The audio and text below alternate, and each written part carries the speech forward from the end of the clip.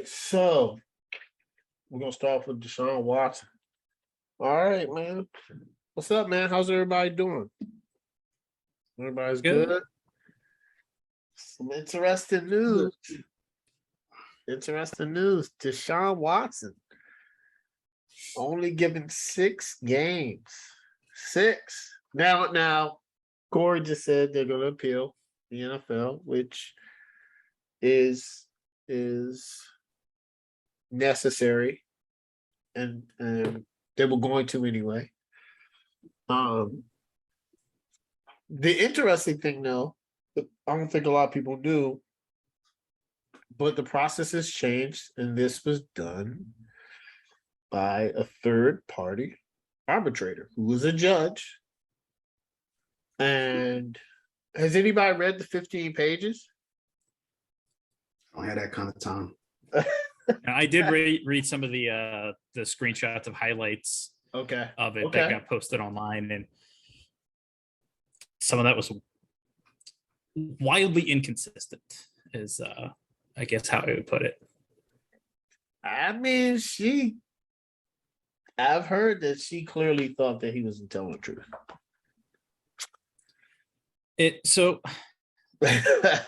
That's what I heard. There were parts that were conflicting in it. Like she acknowledges he violated personal conduct policy in 3 separate ways. Mm-hmm. It seemed like she absolutely believed the accounts of the women. Mm-hmm. Said it's one of the most egregious cases that the NFL has had to issue out a suspension for. But then, like 2 paragraphs later, chides the NFL for trying to give a more severe punishment because the NFL didn't give notice of more severe punishments previously, even though they did, because it's written in the personal conduct policy. And you just acknowledge it is the most egregious case that the NFL has ruled on. So of course they're going to go for a more lengthy suspension. Like it just completely conflicts with itself. What do you think, Craig? 6 games. Was anybody surprised? Craig, were you surprised? I'm surprised by how little it was, yeah. Just given the fact that, I mean, like, I could understand maybe if it was like one person or, like a handful of people, maybe like up to like 3 or 4 or 5 or something like that. But it was like 24, 25. So, I mean, it might have even been more, I think, or what, I don't know. But he was still at 25. Mm-hmm. Like that should be enough. And I mean, and it's still like his word against theirs, but I mean, it's 25 people pretty much all saying the same thing. So I could understand if it was like a one-on-one or something like that, and it's his word against hers or whatever, and you go back and forth. But 25, that's just, it's kind of crazy. And I mean, it's a female judge.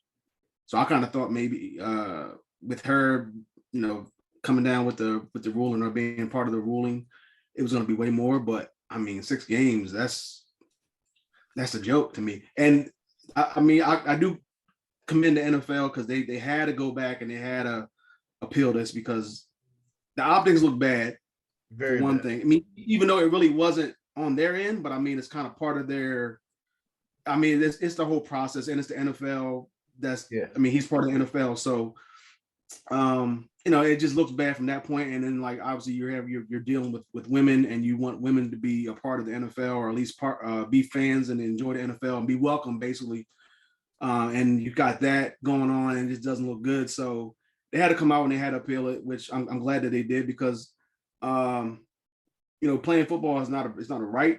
You know what I'm saying? It's a privilege. Like you're privileged to play football. I mean, just because you can throw a football or catch a football or whatever it is doesn't mean like you should be doing this to women or anybody, men, whatever, animals or whatever.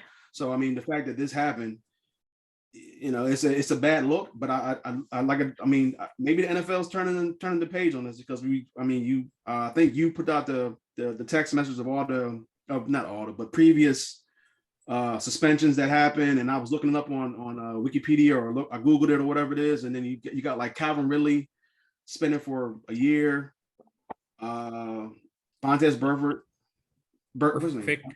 Montez Perfect got 12. Yeah. So Martavis Bryant, Josh Gordon for a year for pot. Yep. Yeah. So I mean, it's just bad. It looks bad. I guess if it affects the integrity of football, the integrity of the shield, like betting on games, you get a harsher suspension. Versus if you are with that anyway, sexually assault or some type of sexually whatever it is with women, it's just okay. You get 6 games, like it's weird. So yeah, it's just a bad look, man.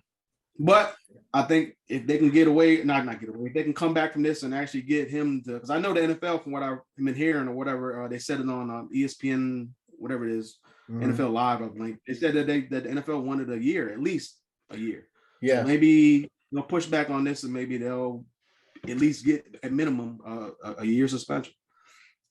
Yeah, it's what I saw this evening was an indefinite suspension with a minimum of a year. So I'd imagine before next season, he would have to apply for reinstatement and a hefty fine to go along with it. I've also seen a report that the NFL offered Watson a 12-game suspension with a $10 million fine, and his camp turned it down. Yeah. You know what's crazy? Is that he didn't get fined all last year. So he got paid every single penny last year. And then this year, you got a fully guaranteed $230 million contract. And then they penalized it, or they worked it out some way to that he way. only makes $1 million this year. Yeah. $1 million. Yep. His agent is phenomenal, by the way. And he's also not getting fined he's not getting fined as of now. Nope. Yeah, the whole 6-game suspension thing. So it's just a weird. It's very bad looking. I think the NFL, on top of a year suspension, should fine him for 1 year's worth of the average annual value of his contract. Yeah, because they did it. I mean, Cleveland went along with a pretty shady attempt to clearly avoid a suspension or him losing money with a suspension, knowing a suspension was coming. Yeah, that's why they're trying to get that hefty fine. Because they know. I think it's a really, really bad look for Cleveland to go along with it. Yeah. And so my thoughts is, first of all, I kept hearing it. People kept saying it. You listen to Undisputed and Colin Cowherd and his First Take, and they all saying the same thing. Their sources are 6 to 8. And I was like, nah, that can't be. Right? That can't be. But it was. 2 things. I did do a year of law school, and I know that Sue Robbins, they call it a rule of law. So the harshest, she's going on precedent before, which law is so funny, right? I call it like gray. So the color gray could be spelled 2 different ways and mean the same thing. Grey, Gray. Exact same spelling, the exact same meaning, but spelled 2 different ways. That's how law is. That's how and they both mean the color gray, but they both have different other meanings. That's what law is. But that's neither here nor there. That's just my own definition. So I wish that he got more games. I do. I wish they just give him a year, fine him, and get this over with.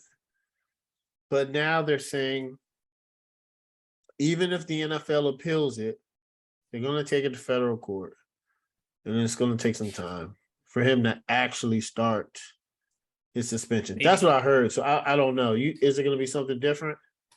So I don't remember who. I just saw it on Twitter 20 minutes ago. Somebody threw out the argument that, say Watson in the NFLPA take it to federal court, it gets pushed off a year. Inevitably, they're going to lose, more than likely, because the NFL is just following the collective bargaining agreement. The player signed off on this, so it is what it is for them. But when you say Watson lose, going to want? Yeah. That the NFL is eventually going to win in federal court because the CBA explicitly allows the NFL to do this. The players agreed to follow that agreement. Mm-hmm. Okay. And would Deshaun Watson be willing to take that risk, knowing that he's likely to lose that court case, and then serve his suspension when he's actually making salary next year? Yeah, because that's what's going to happen. So I wonder how, if the NFL asks for 12, they go to court and the judge says 8, and then it doesn't happen until next year. Yeah, he would, right? Or he would get. Well, I don't know if a judge would. I think the NFL, at least my understanding of the new process is the NFL files the appeal and it goes to Roger Goodell. And then it's up to Goodell to either, I think, himself issue a ruling or appoint somebody to issue that ruling. And so the players going, like this lawsuit going to federal court would be like protesting the NFL's even appealing the initial decision because it was a neutral mediator. But since the CBA gives them that power, there's not much they can do. So even if they go to federal court, if Roger Goodell says year, fines, does it? If they appeal it to federal court, can they? Or I think that the push to the federal court would be to prevent Goodell from protesting the mediator's ruling. Okay. But if the CBA lays out the path saying the NFL is allowed to do it, they don't really have a path to victory. So it would just essentially be allowing Watson to get on the field this year. Yeah, and maybe hoping that a settlement could get a reduced suspension or something. That's my okay. That was my next thing. So in all, if they, because Roger Goodell he's going to say he needs 12. That's for 6 games is too little. I think he wants more than 12. Yeah, well, so the NFL has stated, at least it's coming out tonight, that the NFL intends or wants to do an indefinite suspension minimum of a season. Yeah, they want to do a season. I think they were trying to push more, Craig, so they can at least get a season. The minimum is they want is a season. And I think they were listening to, like you said earlier, Craig, women's rights. I think they were listening to a lot of, especially NFL teams, right? I was listening to Odd Couple, and a media member from the Cleveland Browns was like, the women groups here are pissed. They're mad. They're not happy. They're not happy with the 6 games. So the NFL they got to go to full 12. And I think they should, at least. Calvin Ridley getting suspended for betting. Yeah, I think the precedent argument is a bad one when you put it within the context of other suspensions like that. But that's like Michael Kendricks, a linebacker, got suspended 8 games for committing insider trading. 8 games for insider trading. He played for the that's what the CBA has in place, and they have that in place for another 8 years. I guess I don't know if you can reconstruct some of the stuff that's in the. But unless the NFL can say, okay, we're going to just do this now and just start something, and just start handing out whatever, because the personal conduct policy that we have in place is just not good enough. Because it's not good enough. And unless you're on tape like Ray Rice, or you violate the integrity of football or the NFL, like Calvin Ridley, you're going to get like a 6-game suspension, like Ezekiel Elliott, or I don't know what Hill got when he got suspended. I don't even know if he even got suspended. I can't remember. Tyreek Hill, when he had that when he allegedly abused his wife or girlfriend or his kid or whatever. It was his girlfriend at the time. So stuff like that. Like, was it in college? In college, I believe he had a domestic violence incident, and then in the NFL, it was for child abuse. Like a couple years ago. Yeah. So how many games did he get? He did not get suspended for the child abuse. Crazy. So it's just that's crazy. But anyway, I guess he didn't have any. I don't know, but like I said, like you have one case versus one. You have one-on-one type of like he said, she said. But in this case, it's 25 she said versus he said. It does sound like the lawyer or the judge essentially grouped all 25 allegations into one and considered it one incident, not 25 separate ones, which is insane. I think one of them still hasn't been paid off, unless I think 2 are still out there. 2, yeah. And I want to say there were still a few more women that decided not to join the lawsuit against him too. Yeah, they said it's almost. I think this is the other day. They said that he's almost done all of the. Yeah, it's all but 2 that he settled. The settlements, yeah, and they're working on that now. So, but I mean, that's 6 games is. Yeah, I mean, for me, like that's crazy. The whole situation has been weird from the start.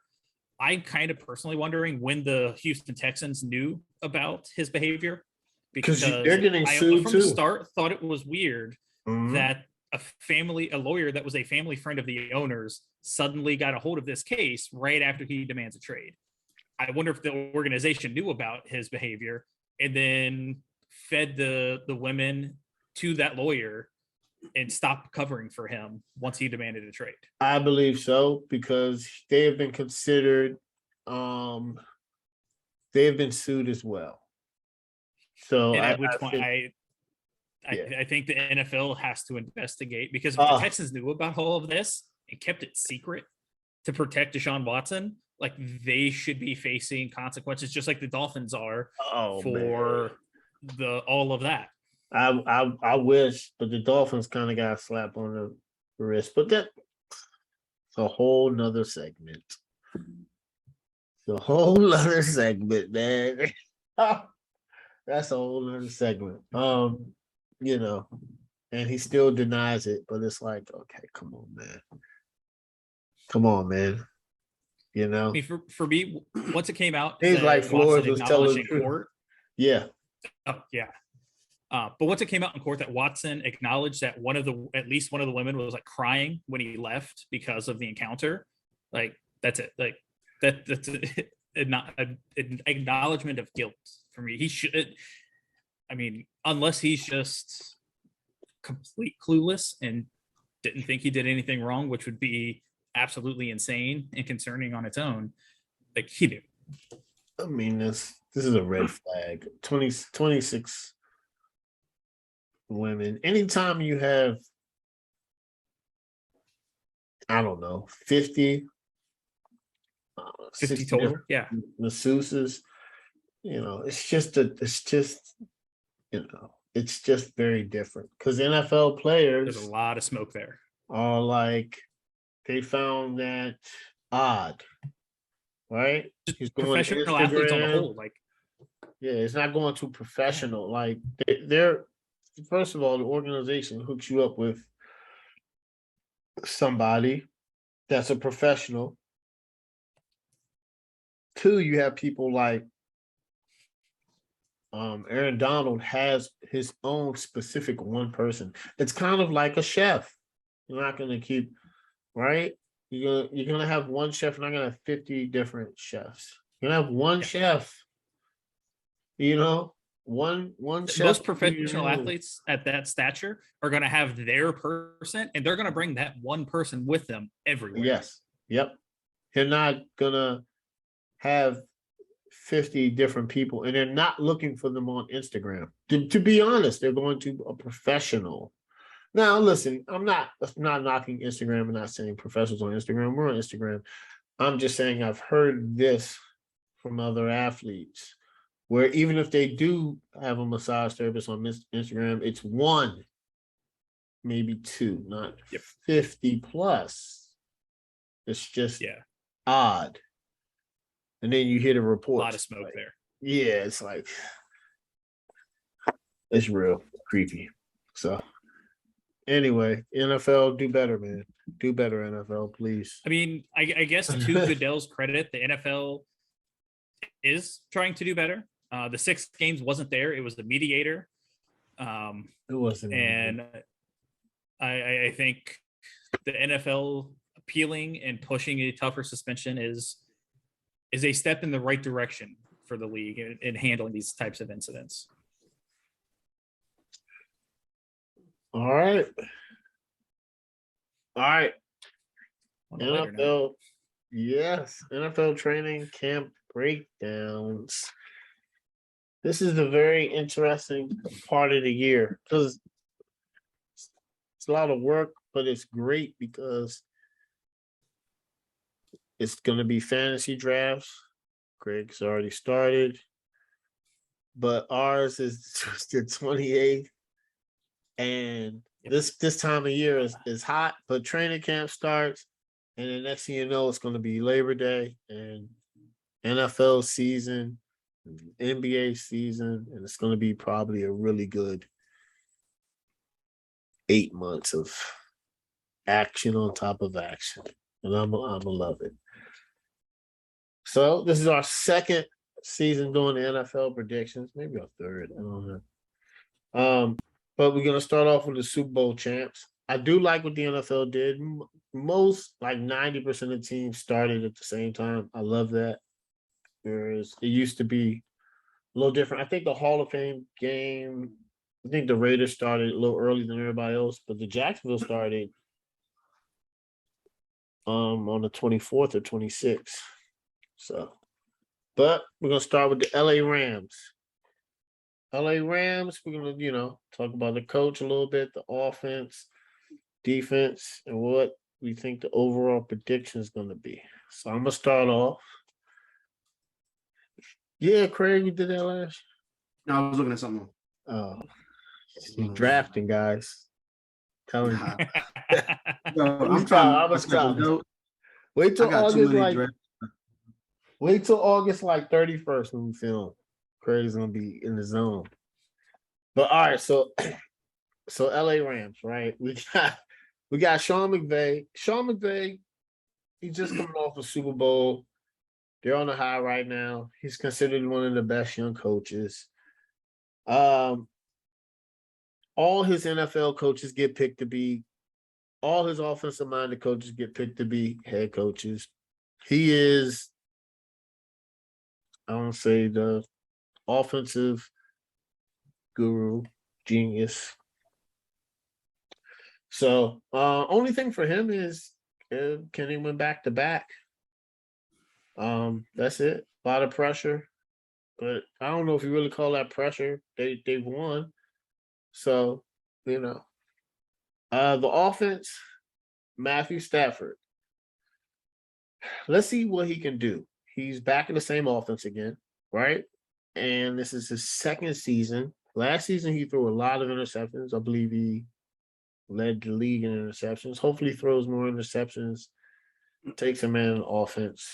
The running backs, Cam Akers and Darrell Henderson, they're pretty good. I think if they both stay healthy, they combine power and speed. The wide receivers, Cooper Kupp, of course, Triple Crown winner, one of the best in the league. Now they traded away Robert Woods, but Allen Robinson, he's doing good, man. He's impressing in camp so far. That's what the word is. So because right now they're waiting on Van Jefferson's knee. And watch out they really like Tutu Atwell. He's been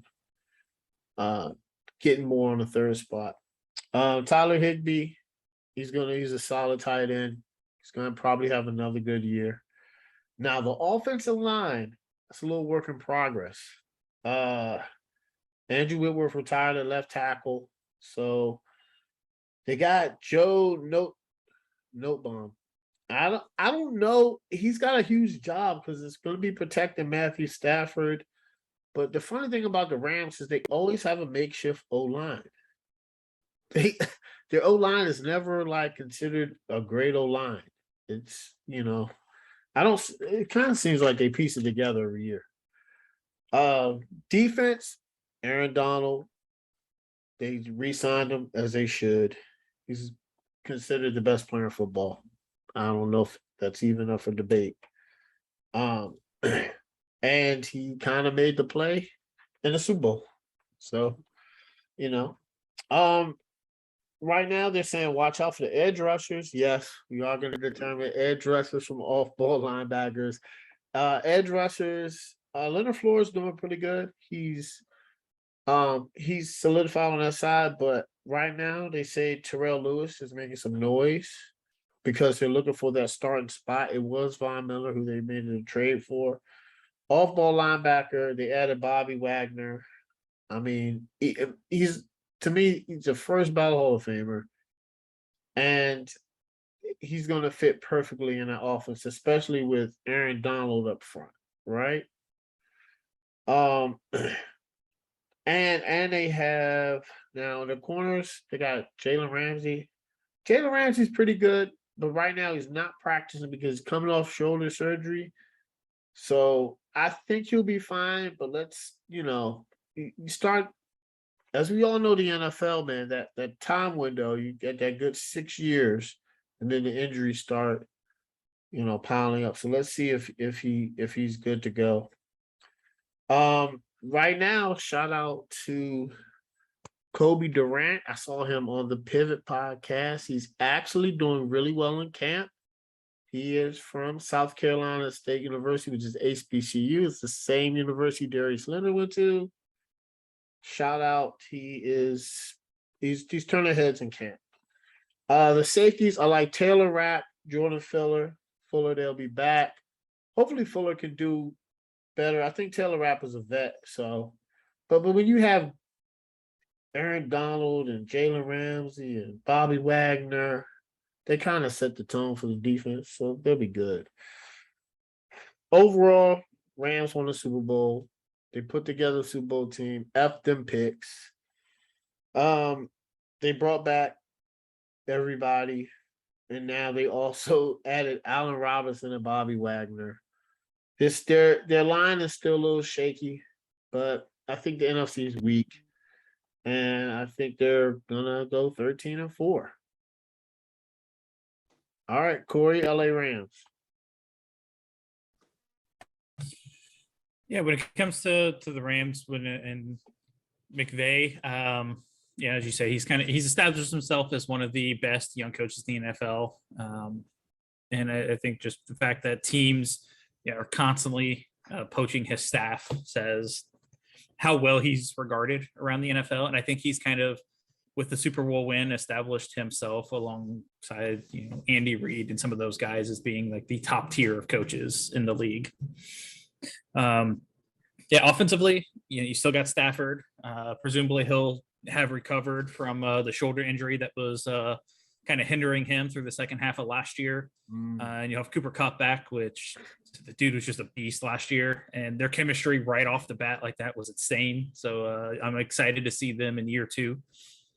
And so, the loss of Robert Woods is likely to get all the attention for them, but I think the retirement of Andrew Whitworth is a really big deal. He was a solid, steady presence on the left side there for them, and replacing a left tackle is never easy. So, Dopu was brought in, or as was kept. They seem confident that he'll be able to win the job, but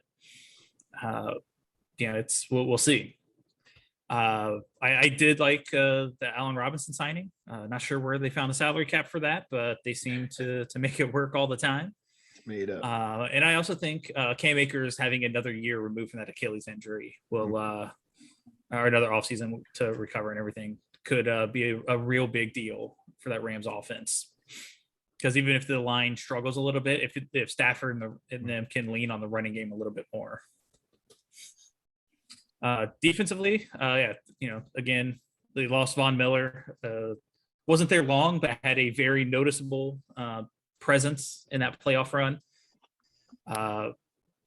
Bobby Wagner is obviously a great addition. And you bring him in for the last few years of his career, maybe helps lead that defense to another ring. But the biggest thing for them was, Aaron Donald not retiring. So that defense is going to be good because he's in the middle of it. Overall, everything's in place for the Rams to make another run. They've got pieces all over the offense, all over the defense. They've got the coach. As long as they can stay healthy, there's no reason to suspect that they won't be there in the playoffs, final 8, final 4 teams. I got them 12-5. All right, Craig, LA Rams. There's really not much to say here, so I'm not going to be long on this one. But the It's true. It's easy.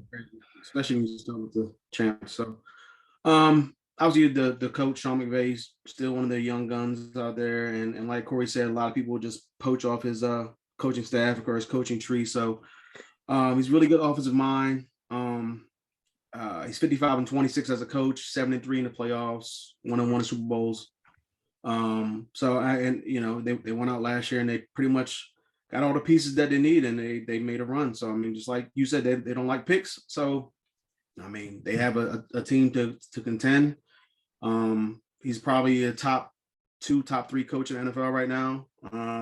And he has a really good team around him. So I wouldn't expect him to have a losing season at all, especially with how weak the NFC is. Obviously on offense, starts with Matt Stafford. He had a really good season last year. I didn't really think they were going to win the Super Bowl. Even with Matt Stafford, I knew how he was putting up good numbers in Detroit, obviously with no real wide receiver there except for Calvin Johnson for the most part. So, but when he came to this team, even though they lost Akers, I really wasn't feeling it. I wasn't believing in them, but they made a believer out of me, and as long as he stays healthy, I think he'll have a really good season again, and they'll have a pretty good run. They lost Sony Michel, who was I think the second back that they had last year behind Henderson, but I mean you're getting Cam Akers back, so as long as he can stay healthy, him and Henderson should be a really good 1-2 punch. They lost Robert Woods. They traded him. They also lost OBJ. Who knows if they're going to bring him back? There's rumors out there he's still a free agent, so still recovering from injury as well. So who knows? But still have Cooper Kupp. You go out and get Allen Robinson, who's a really good wide receiver. I think he's underrated, especially with him being in Chicago for so long and not really having a quarterback at all there. So he comes to a team where he doesn't have to be the number one guy anymore. Cooper Kupp gets double teamed or whatever it is. You can throw to Allen Robinson. Van Jefferson's solid. Still young guy. Tutu Atwell's a young guy as well. So Tyler Higbee, he's reliable tight end. He's serviceable. The offensive line, they're kind of going through some things here. They lost Whitworth to retirement, like you said, James, and they lost Corbett, who went to the Panthers. He was a guard, so that's two pieces out there that they lost. They're trying to piece those two back together. Who knows if Note Boom, whatever his name is. If he can, I don't know, man. Joe Note Boom and Brian Allen are the two pieces that they picked up. Brian Allen's a center, but I think they'll be all right as long as they can get some good running back play out of their two backs, and I think it's going to open up a lot for those receivers out there. On the defensive side, I mean, the defense should be still. I mean, Aaron Donald is still anchoring that defense, so I really don't need to say much about him. Then you add in Bobby Wagner as well. I mean, that's going to be a tough defensive unit to stop because you got to worry about both of those guys. I know they lost Von Miller, but I think Wagner's a pretty good replacement. So I don't think they're going to be too sad about losing Von Miller, even though, like Corey said, he had a really good impact on the few games that he did play with the team. They go out and they get Troy Hill from Cleveland. He should be a pretty decent cornerback on the other side of Ramsey. So, I mean, I think the defense is definitely going to be another top 10 defense. I don't think they're going to be like 2 years ago, they were number one. Last year, they weren't. They were maybe a top. I don't know, look back at the stats, but they should probably get back there again as long as everybody's healthy and whatever the case may be. Like, they still have a really good defense. So there's no reason why. And then with the NFC being so weak, I mean, there's really no reason why they can't dominate on both sides of the ball. I think I had them going 13-4. Well, I think I got them having the number one overall seed in the number one overall seed in the NFC, and I got them 13-4. All right, cool. Corey, who you got next? We're doing the NFC West. Yep. All right. Go San Francisco. Good choice. Yeah, coaching wise, I think Kyle Shanahan, again, is one of those guys. His reputation kind of speaks for itself. He's not necessarily had a ton of playoff success, but he's a very well respected offensive mind that has been able to get a lot out of his skill players and Jimmy Garoppolo. I think that it'll be a real test of both him and the GM John Lynch, that with Trey Lance taking the reins. Offensively, they're putting a lot of faith in Trey Lance. It makes sense. Jimmy Garoppolo was solid for them, but losing a Super Bowl, I think they hit their ceiling with him. I think it's worth the gamble to go out for a guy that's more talented. Similar to like what Kansas City did with Mahomes and Alex Smith. It's interesting that they're leaving Nate Studfeld as a primary backup because Trey Lance had some injury issues last year when getting in there. So not going out and trying to find a more veteran presence was a little bit of a surprise. I think the running backs, Shanahan is much like his dad, can get production out of anyone. So, they're set there. I do think though they're a little thin at the receiving positions. You got George Kittle, who's one of the best tight ends in the NFL, Debo, who's established himself as one of the best offensive skill players in the NFL, and Brandon Ayuk finally kind of caught on towards the end of last year, finally got his way out of Shanahan's doghouse. Mm-hmm. But the depth behind those three is not encouraging. So they're really gonna have to bank hard that those guys can stay on the field for 17 games.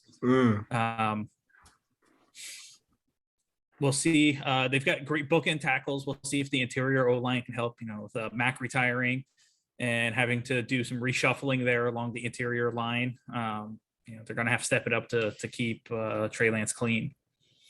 Defensively, the big thing for them is they need Javon Kinlaw to finally live up to that high draft pick. He kind of has some pressure on him, replacing DeForest Buckner, who's gone on to have 2 monster seasons since leaving San Francisco. And he's just kind of left a lot to be desired so far.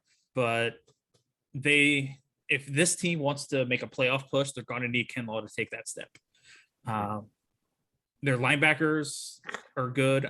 Personally, I'm really happy to see George Odom get a starting opportunity as a safety with them. He was a guy that got buried in the depth chart. Indianapolis always seemed to make plays when he made it onto the field. So I'm very excited to see what he does as a starter.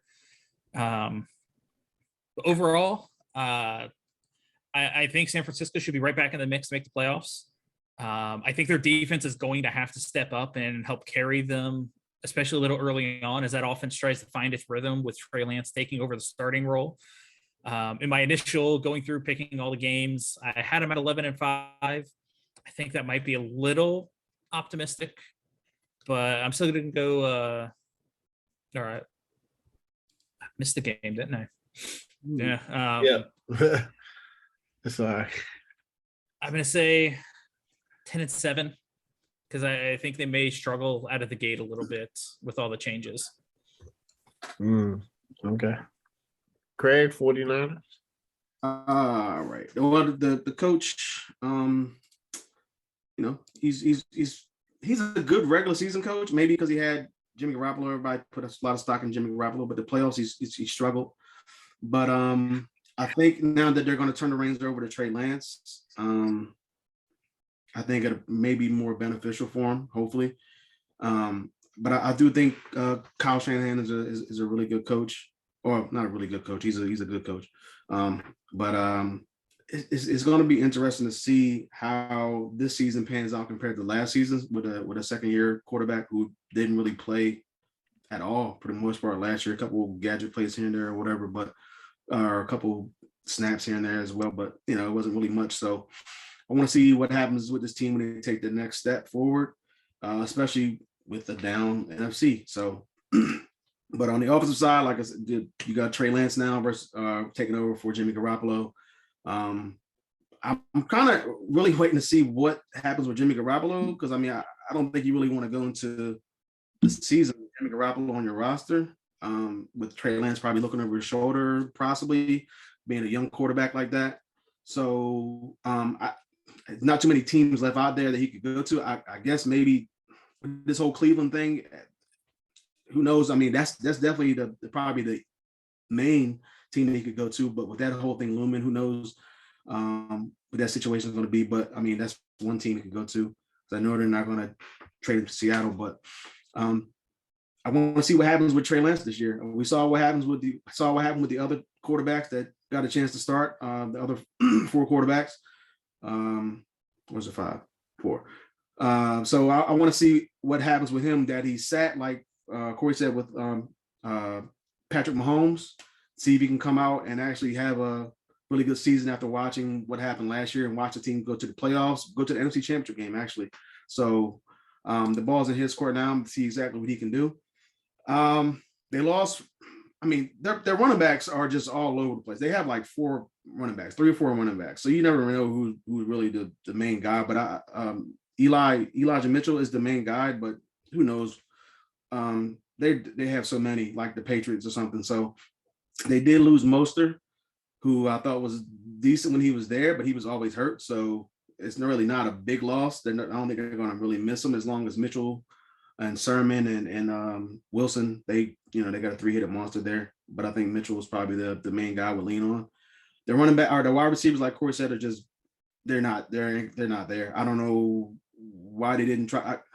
I don't know why they didn't maybe try to pursue. I guess they still can. There's still some wide receivers out there that they can maybe sign. But Debo, if with him playing wide receiver and possibly running the ball, especially with that being in his contract, with those incentives, if he runs the ball more or whatever it is, what is in his contract.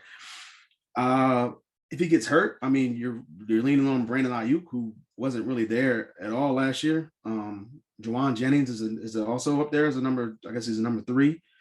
There's just not too many named wide receivers on that team outside of Debo, really, that you can really count on. Obviously, they still have Kittle. He was hurt a lot last year, so he's going to try to come back and redeem himself as well. And he's going to be a key target with Trey Lance there. I mean, he's a check down guy. You can rely on him. So, and he's one of the best tight ends in the league. So, offensive line is really good. Obviously anchored by Trent Williams. So, the offensive line is going to be one of the top offensive lines in football. The defensive line as well. Once again, another really good, solid defensive line anchored by Nick Bosa and Eric Armstead. So they have a really solid defensive line as well. I mean, but 49ers pretty much the last, 10 years or so or something like that have been all really known for their defense. That's what helped them get to the NFC Championship game last year, beat the Packers. So they're anchored by their defense. And with a young quarterback, the defense is really going to have to step up this season as well. And the linebacking core, according to PFF, is the best linebacker core in football. So Fred Warner is the main guy there. So I don't expect the defense to be slacking at all with him being the defensive captain on that team, or one of the defensive captains on that team. The cornerbacks I thought last year needed to be improved. They went out and got Ward from Kansas City. Okay, I mean, I think their cornerbacks are still the weakest point on that defense. If anybody's going to fail them, it's going to be them. But I think overall they should be solid to compete and to make another playoff run. As long as Trey Lance really just doesn't try to do too much, doesn't turn the ball over, obviously, doesn't really take him out of like field goal or scoring range or scoring opportunities, and he can come in and just be, maybe like, I don't know, like 24 touchdowns, 10 interceptions around that range or something like that. He doesn't really have enough weapons around him, so that's going to be kind of tough. But the 49ers have one of the best defenses, and they have a really good offensive line. So, and he can run. So should be able to make plays. But I had the 49ers going 10-7. I think the first out of the first 6 games, they really only have the Rams, and that's at home. And they pretty much own in the regular season, just like the Saints own the Bucks. And then they're at the Broncos. So other than that, they can easily start out 4-2, 5-1. So yeah. Yeah, I mean that's they could probably start out that from I'm assuming. All right, San Francisco 49ers, Kyle Shanahan, offensive whiz, quarterback guru, quarterback whisperer. Are we gonna really see? I mean, I think Trey Lance is gonna be good. I know it's a lot of things going on with his mechanics. That's not apples and oranges, but that's something that every NFL player is going to work on. Technique. You know, throwing motion. He needs to get that down. But that's every rookie had to. So he's just got to get it as to muscle memory, and I think he's going to do that and be fine. So I mean, Kyle Shanahan he went from Jimmy Garoppolo to Trey Lance. I think I thought, I did put that it might be a different. When I say it might be his toughest season because he is dealing with a rookie, not a rookie, his second year, and how he manages the expectations. Because Patrick Mahomes second year MVP, Lamar Jackson second year starting MVP. So these expectations that everybody's putting on him is huge. So Kyle's Shanahan's job is to manage that and just take it one game at a time and tell him to go out there, be yourself, make the plays, but focus on your mechanics and the details. He's the future. They traded 3 first-round picks. And I think he got next. I think he's going to be good. The running backs, listen, if anybody's listening for fantasy, do not draft any San Francisco running backs. They don't stay healthy. He likes these small running backs and they're fast and, they're going to be on rotation. So they got Elijah Mitchell and Jeff Wilson. So Shanahan likes to use multiple backs. The receivers, I like Deebo Samuels. He is a great receiver. He's the number one. I think he can do everything. I've loved him since the Senior Bowl. I love his tenacity, how he plays. When they drafted him, I was like, he's going to be a good NFL player. Just the way that he carries himself. I do like Brandon Ayuk. He's having a really good camp. Supposedly, like Corey said, it's in the doghouse. Maybe he's out of it. I think that he has all the tools to be a phenomenal receiver. And, every year we're waiting for his breakout year. I thought he was going to break out last year. So hopefully him and Trey Lance are building a rapport, which is good because, they're going to double Deebo a lot. But Brandon Ayuk is balling out. George Kittle, once again, like we said earlier, he's a cream of the crop of the tight end. You got him. You got him and maybe Kelsey considered the best tight end in the NFL. Offensive line, it's led by the silverback, Trent Williams. It's considered the best tackle in the NFL. He leads one of the best lines in the NFL. His tenacity is great. He's a great leader. D-line. I agree with Corey, man. Kinlaw's going to have to live up to his draft status. I don't like to say that, but he has to. These past 2 years, he hasn't. And, you got to be on the field. You got to ball out, man. The edge rushers, Nick Bosa, that's enough said. Him and his brother, Joey, are phenomenal. And we'll talk about him a little later. But, Nick Bosa is just what you want. Had a phenomenal bounce back year. Looked like he didn't even miss a step.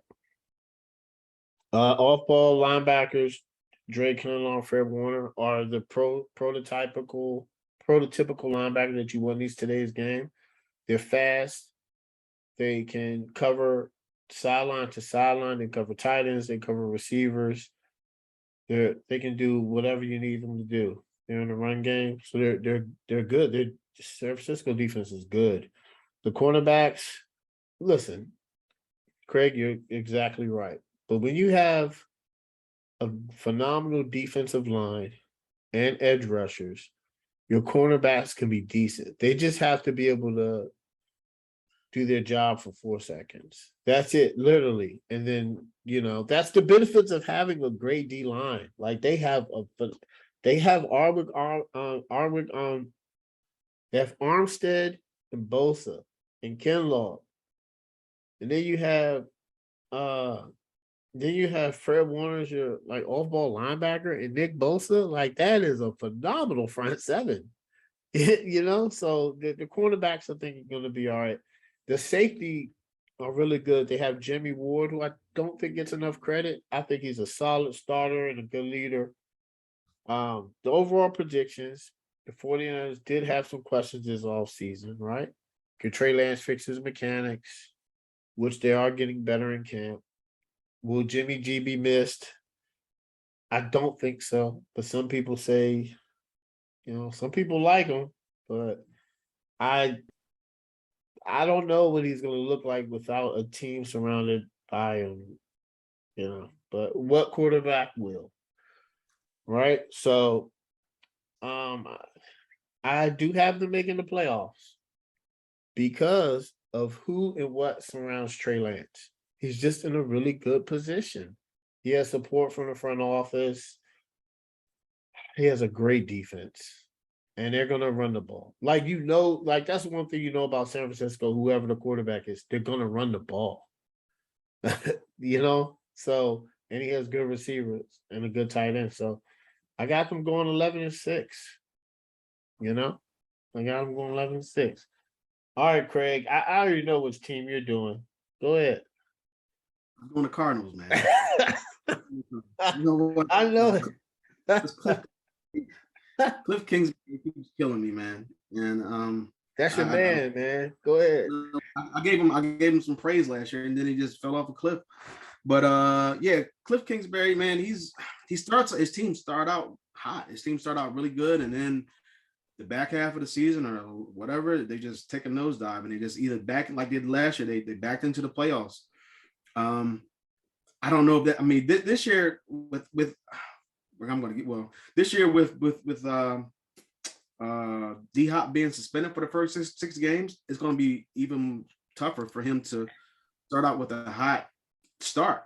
And then you can't, with him being missed, you can't start out hot, or you can't start out bad, I should say, and then think you're going to just end off the season really, really good. Like try to do the reverse. That's pretty much not his forte as a coach so far.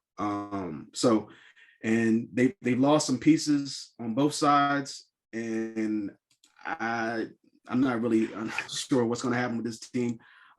Cliff Kingsbury might be in over his head this year, even though the NFC is down, but like he's just I don't believe in him. So he's a 24-24 coach, 24-24-1. So and 0-1 in the playoffs. So but like I said, he looks good the first half of the season, and the struggles every single year as a coach it's just been the same. So I don't really expect him to end the season off well. Basically, he's going to continue that trend. But on the offensive side, you got Kyler Murray, who just signed a 5-year, $230 million deal. So he's going to have to live up to that. I get that it's the market, but he hasn't really produced like for that contract. But I mean, it is what it is. That's the market, and you got to pay your star quarterback. So kind of interesting to see what he's going to do this year. Last year he was 24-10. His rushing yards declined. He only played 14 out of 17 games, but even still, his rushing yards took a big hit. The rushing touchdowns took a big hit. Decision making was just hit or miss. I know they didn't have D-Hop for a lot of the games last year. They're not going to have D-Hop for the first 6 games this year. They also lost Christian Kirk, who wasn't like a number 1, even though he kind of got paid like a number 1-ish, maybe number 2. But like, he's not there anymore. They did go out and get Marquise Brown, which I did like them to do something because they needed somebody there to be a solid wide receiver, and maybe he can hold down the fort until DeAndre Hopkins gets back. But I mean, I don't know. I mean, I don't think Marquise Brown's the number one. So who knows? They lost Chase Edmonds. They still have Connor, who was a touchdown machine last year. So that should be pretty serviceable for him. I mean, he's still the number one guy. They also signed Darrell Williams, so he can serve as the number two. Zach Ertz he re-signed as well, so I think that's going to be key. I think for Kyler, just because you have that safety net or that safety blanket that you can rely on, especially like I said with D Hop out. AJ Green re-signed as well. I mean, I forgot he was even on the team.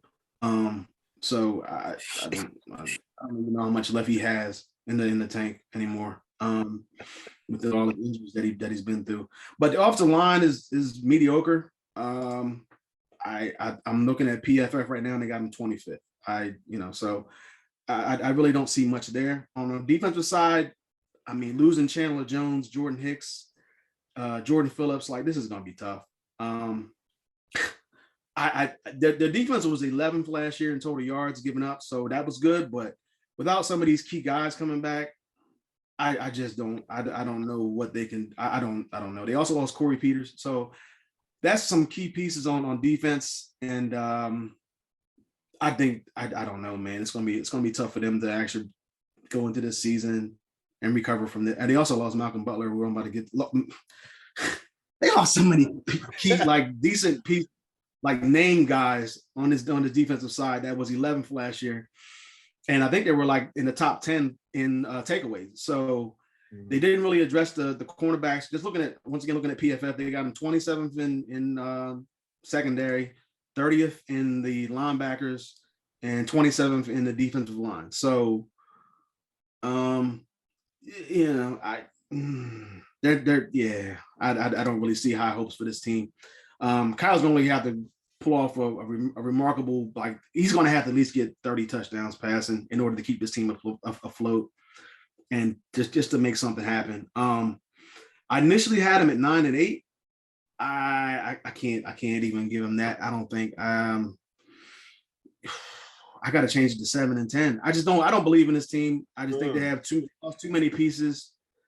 I don't know if Kyler Murray is the overall end-all, be-all quarterback for this team. DeAndre Hopkins is out 6 games. Or the offensive line is mediocre. Maybe Connor can get some.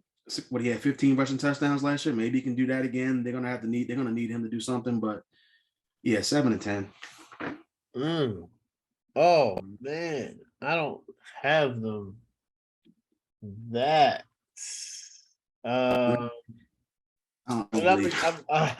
They did lose a lot.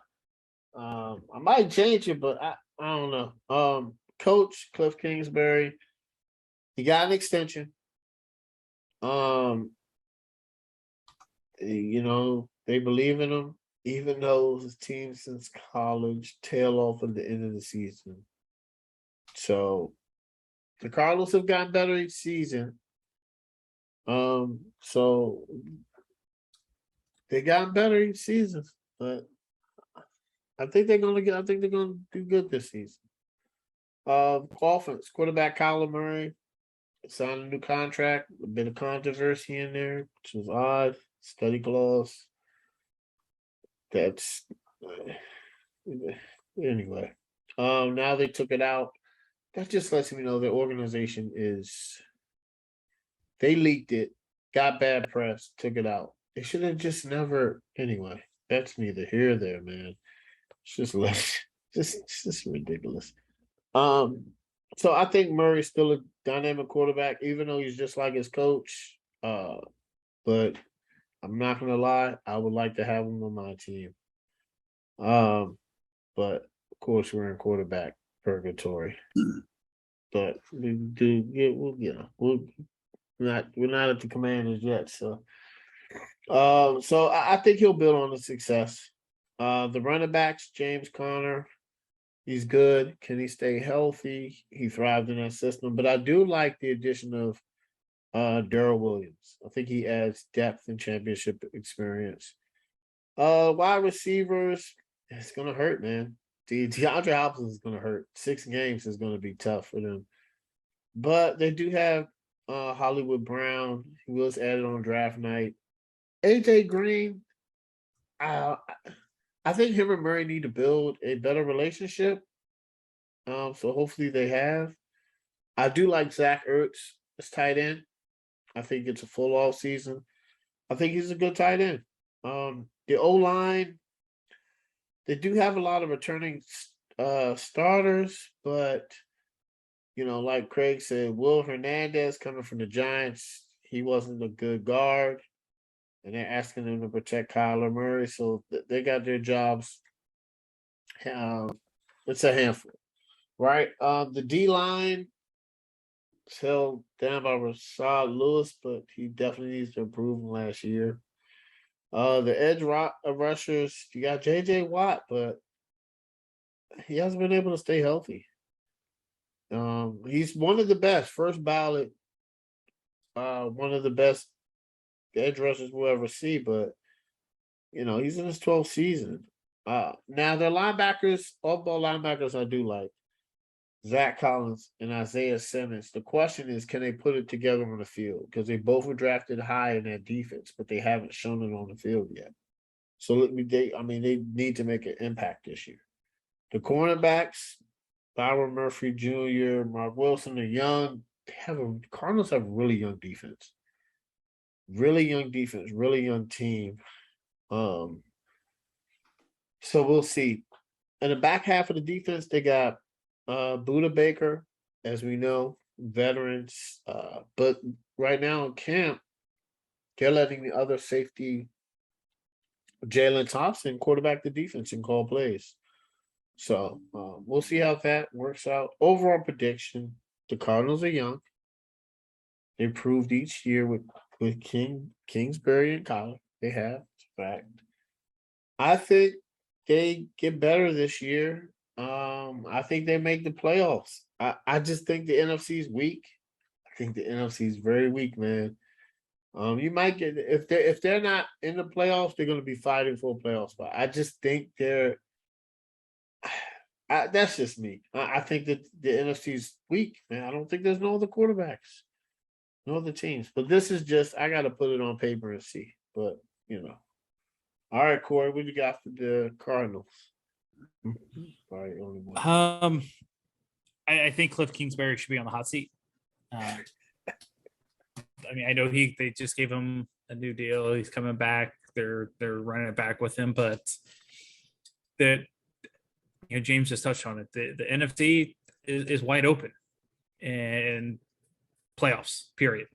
And I think after last year, it's not, making the playoffs is not enough. You have to get in and win a game. Yeah. And if Cliff doesn't do that, you got to go move on. Yeah. Because you cannot keep wasting a talented young quarterback. Yeah. Offensively, just speaking of the quarterback, a ton of Kyler drama. We'll see how that plays out. But having a lot of distractions and drama right off the bat when training camp starts is not a good look. Getting the Kyler extension done was supposed to save a lot of that stuff, not cause it. We'll see what that leads to. They're putting a lot of faith in James Conner, I think. Williams is a fine running back, but a guy like Conner that's had issues staying on the field, I would have expected them to try to go find a little bit better of a number 2 to step in just in case. Mm-hmm. Trading for Hollywood Brown was interesting. It feels like they gave up a lot to get him. I get it. They're doubling down with Kyler. That's his guy. He wanted him. But, at least to me, it seems like you already had Hollywood Brown and Rondale Moore. Like, those guys have very similar skill sets. Mm-hmm. Yeah. So it seems like you have a little bit of an overlap of abilities there. They're already going to be dealing with the suspension to Hopkins, as you guys mentioned. Hollywood Brown's probably going to be suspended to start the year now after his arrest today. And who's Kyler going to be throwing the ball to start the year? Because did you guys see Hollywood Brown got suspended for criminal speeding? Yes. So yep. I just saw that. I mean, it may only be a game or two, but I just saw that. They can't afford that.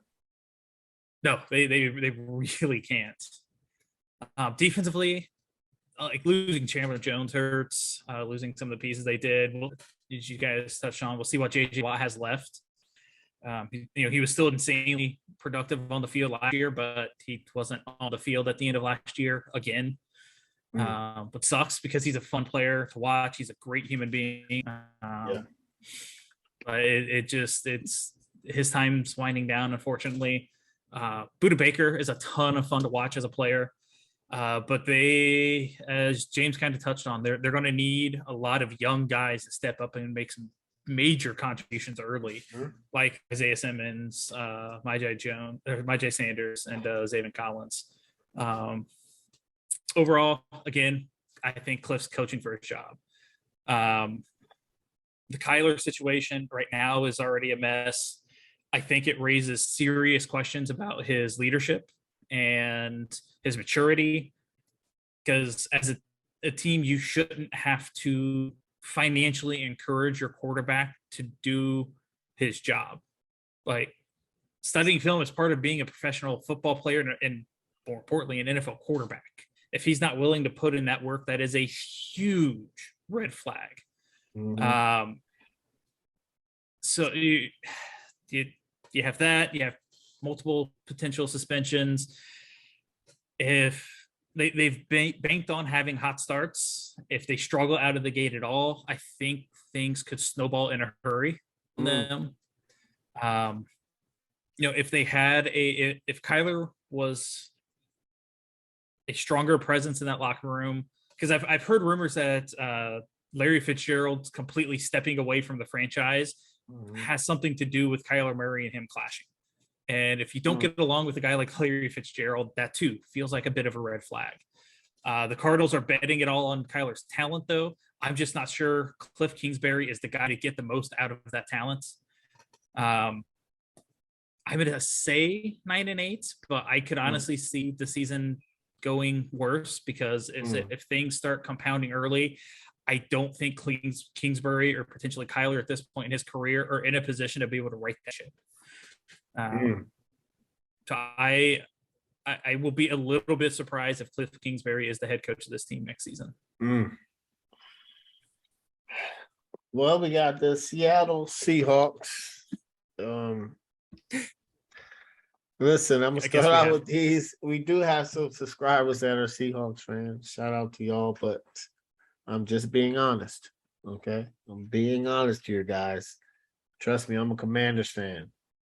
Listen, okay, got a Carolina fan in here, got a Colts fan, of course. Listen, we get it, but this is going to be really quick. I'm just going to say that. Okay, Seahawks, Pete Carroll, no doubt, probably a Hall of Fame coach. I'm not going to say probably Hall of Fame coach. He no longer has Russell Wilson.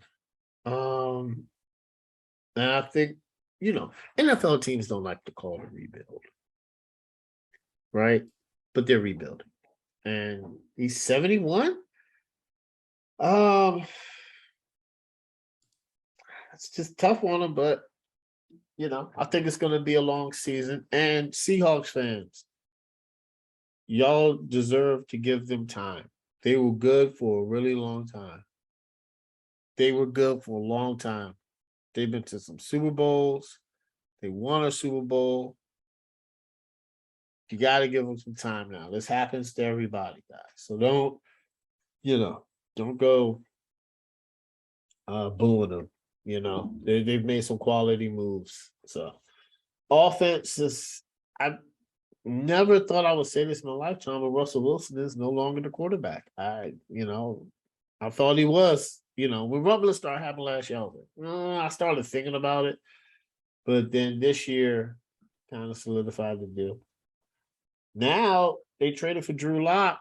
Geno Smith is leading it. Geno Smith is leading the first reps, and it's going to be a long season.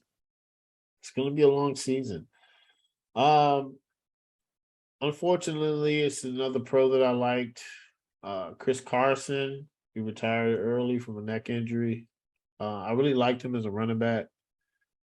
But now they're going to go by Rashard Penny, who hasn't been consistent. And they really like Kenny Walker.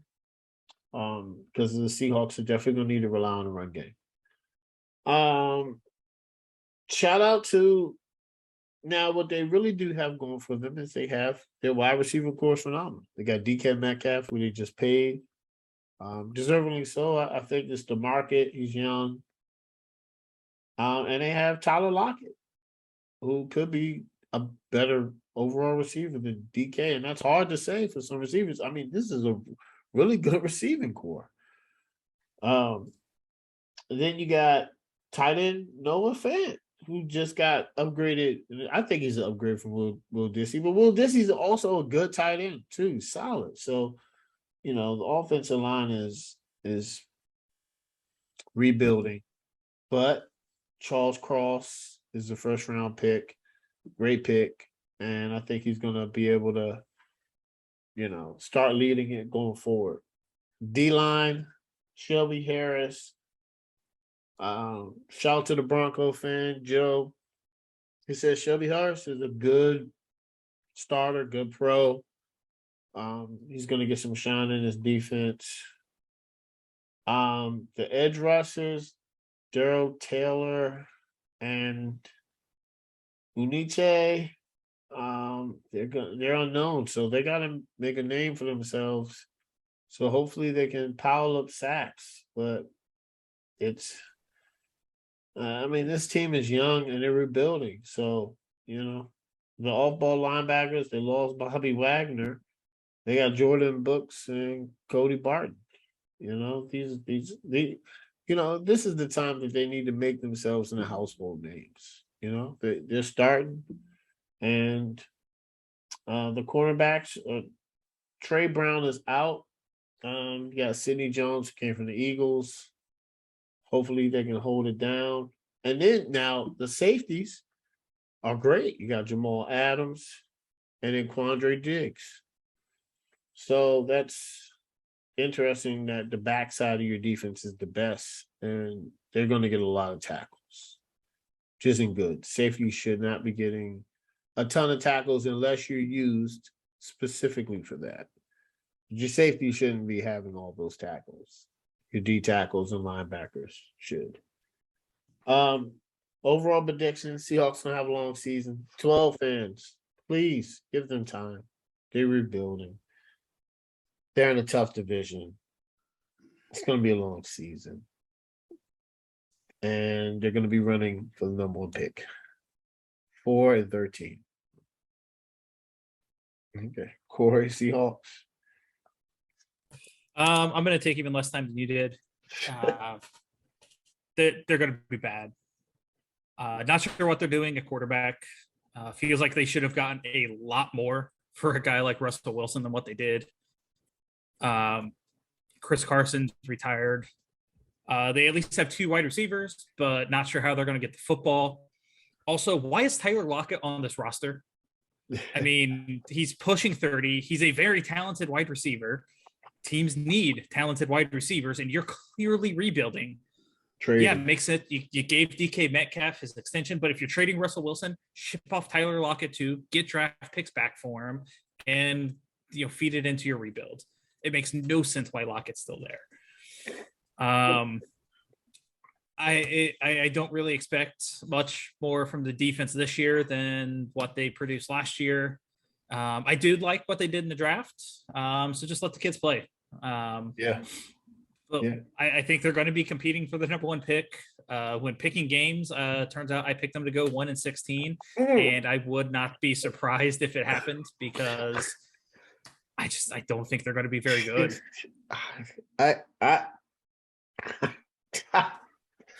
Oh man, it's hard to pick them in any game. I think it was Craig. What about, go ahead, you can top that about the Seahawks. 3-14. We're done. Next. I really don't have much to say. There's nothing. I'm not gonna lie. It was really short. They have 2 quarterbacks receiver, I mean, Pete Carroll's a really good coach. He's just in over his head this year because he's trying to rebuild the team. The quarterbacks, I mean, you're up for grabs. You don't know who's going to start there. I guess it's a competition, but I mean, is it really a win for either one of these guys to start at quarterback? Okay. Then I mean, the wide receivers are really good. I think they're just wasted there. So I don't really. I think they should have traded both. I think they should trade both of them. I mean, just get some picks back and try to see that for the next couple of years. Even if Pete Carroll's not there, I mean, at least you'll have a bunch of picks that you can have and try to team back to not, if it's not Legion of Boom, good. I mean, just be contention good. Just try to make them competitive again. Yeah. I do like Noah Fant. I think he's a decent tight end for this team to have, another veteran guy. So they have 3 really good weapons that they can throw the ball to. Obviously Penny and Walker without Chris Carson there. So I mean, you have 2 young running backs.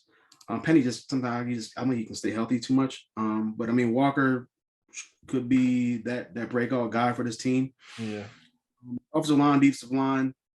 I mean, they're just there, I guess.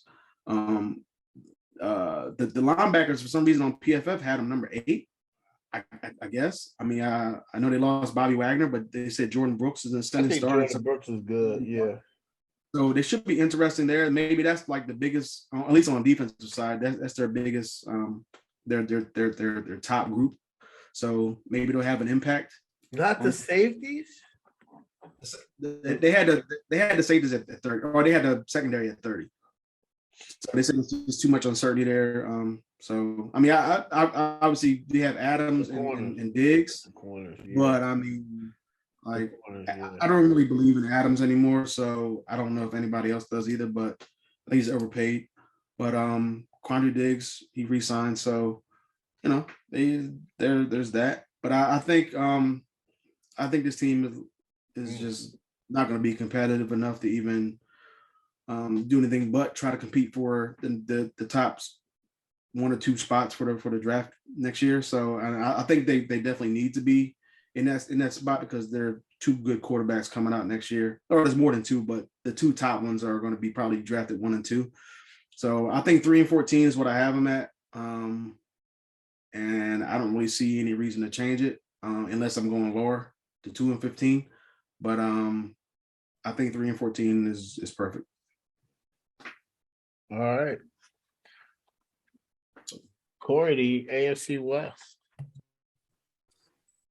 I will go ahead and kick off with the Denver Broncos because I kind of feel like there might be a little different than you guys on them. Oh, okay. Head coach, I'm going to continue my tradition of to be determined. Rookie head coach, hard to know what they're going to look like. It's good offensive mind, but we'll see what happens. There are a lot of expectations for a rookie head coach, though. Offensively, being most obvious, they added Russell Wilson. One of the biggest quarterback moves that I can think of happening in some time.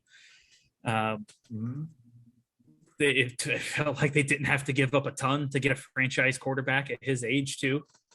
I would say a couple of years now, they've looked like a team that was a quarterback away from the playoffs, and they got the quarterback. Losing Tim Patrick for the year is definitely going to hurt. He was a really good number 3 wide receiver for them. We'll see if Hamler or somebody can step up.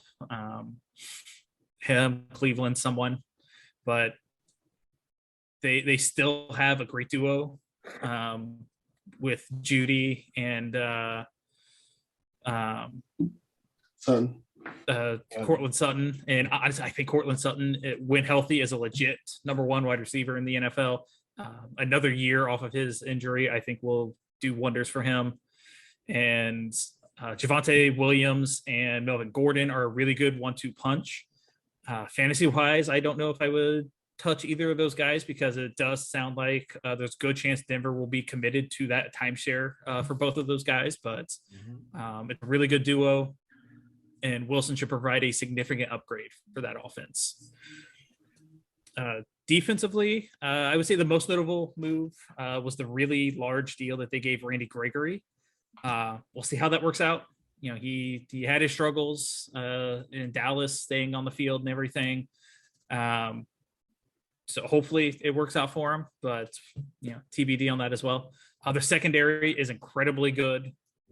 I think the one thing of note for that defense is the potential for a little bit of a drop off with Vic Fangio gone, because you lose a tremendous defensive mind like Fangio, it's going to be hard to be at that same level.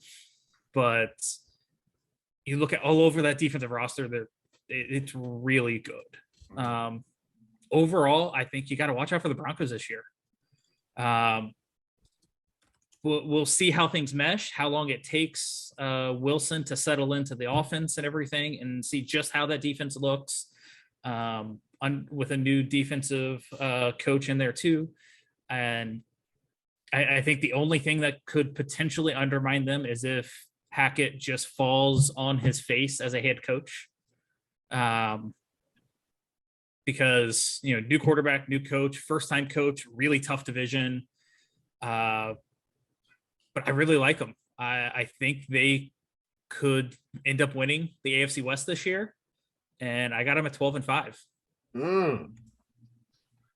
Craig, Denver Broncos. I'm not mad at that. Daniel Hackett, obviously he's first-year head coach, former offensive coordinator for the Packers. So he should bring a lot of offensive mindedness to this team that I think, especially with the quarterback position that they've had for the last, since Peyton Manning pretty much left. They really haven't had a quarterback. So I think getting Russell Wilson in that trade definitely helps. And it's going to help Hackett as well because, I mean, it's first year. Why not? I mean, it's better to have, obviously, Russell Wilson at quarterback than Drew Lock or Teddy Bridgewater. So this is really good for him to have. Kind of takes a lot of pressure off of him for the most part. But, I mean, it's still, obviously, it's still pressure there because everybody was saying for the last, I don't know, 4 or 5 years that the Broncos were just one quarterback away. So now they had that quarterback in place. Obviously, there is added pressure to that. So it's kind of like, to me, it's like a 50-50 thing. There's pressure there because the team has been just a quarterback away, but it's better to have, but then there's like, you have a veteran quarterback there that can kind of alleviate some of that pressure versus having Drew Lock. So, you know, but it's going to be interesting to see what happens with him as the head coach this year. Obviously, Russell Wilson is one of the better quarterbacks in the league. So it should be a fairly easy transition for him to come into this offense, especially with the guys that they have at receiver. I like Cortland Sutton. I drafted him last year, and obviously he got hurt, so that was a bust. But overall, I think he's healthy this year. Jerry Jeudy, I think it's like his 3rd year, so he's really good as well. So I mean, these 2 guys together, I want to see what happens when they're on the field together for a full season. So this should be, and we have a quarterback like Russell Wilson. I mean, it should be a lot easier for them to make plays. Obviously, Melvin Gordon and Javonte Williams as the 1 and 2 running backs there. They have a really good one, like Corey said, a really good 1-2 punch there. So I don't really see a drop off there in the running game. I know Melvin Gordon's getting up there in age, but Javonte Williams, if he can take that next step, maybe instead of being like a 50-50 split, it can be maybe like a 60-40 if he can start to separate himself later on in the season. The offensive line is a solid offensive line. Nothing too crazy there. Oh, I want to see what happens now that Noah Fant's gone. They have Albert, whatever his last name is, the tight end. So I want to see him kind of step up into that role. He was kind of doing it last year a little bit with terrible quarterback play. So now he has better quarterback play. Obviously the Denver Broncos putting the last, even with Peyton Manning there, the last year they won Super Bowl, have been known for their defense. So obviously their defense is still strong this year. They were I believe like a top 10 defense or borderline top 10 defense last year. So there's no reason why they shouldn't be there again. They have really good corners, really good young corners, especially Patrick Surtain Jr. or the second. So he should be along with Ronald Darby. So those two guys should really start to anchor there. Justin Simmons is one of the better safeties in the NFL as well. Kareem Jackson's there. So their secondary is really, really good. The linebackers hit or miss. Defensive line is also middle of the road, but overall as a unit, it's like they just work well together. They just gel well together. The problem is, which is the problem for a lot of these teams in the AFC, is that you're in the AFC. So, and then this obviously is the toughest division in football, where, I mean, obviously you play each other. We played 6 games against your division, so you're probably going to be beat up on each other. So, I like the Broncos, but I don't know if I like them as much as I don't like them as much as Corey. I'm gonna say that right now. I kind of have them at 10-7. Borderline making the playoffs, at least contending for the playoffs. It's going to be tough because they're, like I said, they're in the AFC and they're in a tough division. So I think the first 2 games, obviously, or first 4 games, obviously, I think, well, first 3 games, I think they can win. The Seahawks and the Texans are pushovers, so they should start out 2-0 at least. After that, it gets a little bit more difficult, and then they get some easier games in the middle, and then the last 6 games are going to be tough for them. So I got them at 10-7. All right. Okay, guys. So I like the Broncos. I think Nathaniel Hackett, first year, coming from Green Bay, but see, he's gonna have a difficult job. If you're an NFL head coach, your job is difficult, right? But Russell Wilson eases some of that, man. So, and I think they're both building an offense around him. It's going to be awesome. And I think Hackett's going to let Russ cook. So, offense, Russell Wilson, new Broncos quarterback. I think he fits the culture. He brings leadership, swag, whatever it's Russell Wilson. He's already setting the tone. He's already done off-season workout with the young receivers. They're saying the energy level is different, and that's what you want from a franchise quarterback. Just like everybody, the Broncos are one quarterback away. I think they are. Running backs, Javonte Williams, Melvin Gordon. Melvin Gordon specifically came back because of Russell Wilson. So I think they're gonna have a great 1-2 punch. Unfortunately, like Corey said, Tim Patrick was gone with the torn ACL. I think he was really building a rapport with Russell Wilson. But let's hope. They said their rookie Montreal Washington is turning heads. So, but it's always this early. We gotta see when pads get in. We gotta start seeing, what really goes on, what really happens. I do want to see what the rookie does. Not the rookie, the tight end. Oakham. I don't want to butcher it. Albert. That's that. I'll call him Albert. So I do want to see what he does instead of Noah Fant, because he was balling last year. We got glimpses. The O-line is pretty good. We got Garrett Bowles. This might be Russell Wilson's best O-line. Maybe. We'll see. Defense, they got DJ Jones as the D-line.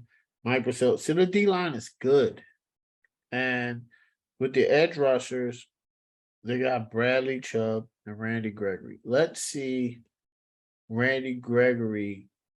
If he's another question mark, but if he's on the field, I think he's gonna flourish in this defense. And then you have all ball linebackers, Alex Singleton and Josie Joel. Once again, the line they're going to be able to fit right in because of the pressure the front four are going to get, and then the back end where teams aren't going to, throw the ball, right? The no-fly zone. They got Ronald Darby, Kareem Jackson, Justin Simmons, and Patrick Surtain. That is very, very good defensive backfield. Like that is, their defense is going to be really good. So, all in all, I think the Broncos are going to start out slow, even though the schedule suggests that they're going to win. Right? You just got to hear me out. It's going to be ugly wins. The offense isn't going to be in sync, and this is the perfect start they're going to get. So when I mean slow start, I don't mean by win-wise. I mean by their offense isn't going to be clicking. By the time those tough games come, they would have gelled, and then I think that's when they're going to be dangerous. And I have them. They're going to be competing for the division with the Chiefs. This is just me. This is what I think. And I think they're gonna go 11-7, maybe 12-5, but it's gonna be good. They're gonna be good. All right. Craig, who you got up next? I'm going with the Chargers. I knew you were, man. I'm a big guy. Justin Herbert. Yeah. Brandon Staley, second year as a coach. Mm-hmm. He did okay last year for his first year there. He just was like hype, like he was extra aggressive on fourth downs, but he has to make better decisions. Like they could have went to the playoffs last year if they just had better decision making in the last game of the season against the Raiders and just settle for a tie. But it was just bad play calling. So I didn't understand it last year. But I think the Raiders were even willing to settle for a tie, so that way both teams could have made the playoffs. But I don't know. He has to just do. I think you're right. I think exactly. Yeah. So he just has to do better coming into this season. Just in on fourth downs, and then just better decision making as a whole, which I think he will, because I think his second season with Justin Herbert behind center, it's only going to make things easier for him. So things should, even though it's like we're saying, it's the tougher division and a tougher conference. It should be easier for him in his second season. Obviously, Justin Herbert, one of the top quarterbacks already in the NFL. Unfortunately, he doesn't have a playoff appearance to show for it. But I think this year, I would assume they should make the playoffs. They were a field goal away from last year from making the playoffs. So this year they should change things and improve on a record of 9-8 last year. So I'm hoping he takes the next, because Justin Herbert, he's putting in work regardless. So it's just, can everything around him work? With the running backs, you have Austin Eckler, Isaiah Spiller. So those two guys, I know Austin Eckler, he's a slight running back. So he's definitely injury prone. But I think Spiller being there last year. I know that. I'm just saying, like, overall, for the most part, like he's just a slight running back. So any type of hit, a tough hit, a hard hit could be catastrophic, or he could be out for a couple games. You never know. Yeah. But like you said, he did play for the most part. I think he played every single game last year, or damn near every single game last year. So yeah, but having Spiller there in the backfield or as the spell back doesn't hurt as well. You'd like to have another spell back, especially after losing Jackson. So Keenan Allen I think Keenan Allen's underrated sometimes. I think he's a really good wide receiver that doesn't get talked about enough. I think he even gets obviously he gets overshadowed by Cooper Kupp, but even before then, like, I just didn't think he get enough credit for being on that team and being one of the top wide receivers in the league. Mike Williams is a really good wide receiver as well, who also doesn't get enough praise. But he's kind of in the shadows of Keenan Allen, and Keenan Allen's in the shadow of pretty much everybody else for the most part. So I think they have a decent. Well, they have a really good wide receiver, 1-2 punch right there with those two guys. Then you add in Gerald Everett from the Rams, who doesn't even have to really change addresses at all. So he's there. He's a serviceable. I like that. Yeah. So he's a serviceable tight end. He should fit in with this team. Obviously, the offensive line led by Sean Slater. I'm over it now. Whatever. They've already had him in there as like one of the top tackles in football, so it doesn't really surprise me. Their defense, Joey Bosa he's a beast. They go out and they get Khalil Mack, another. I don't know. I mean, this defense should be. Last year they were like 23rd, I think, in total yards, but they were really good against the pass. So this year they should be even better. You got Asante Samuel Jr. in the cornerback spot right there with J.C. Jackson. I mean, come on. Like, there's no reason why this team should not make the playoffs, and there's no reason why their defense should not be at least a top 10 defense or at least borderline top 10 defense overall. Derwin James is back healthy. So I think that other than Khalil Mack, I mean, their linebackers are not really that decent. I think Kenneth Murray Jr. he's solid, but Khalil Mack is going to have to be that anchor for that linebacker group, and Joey Bosa the same for that defensive line. But the secondary, I mean, the secondary should be really, really good.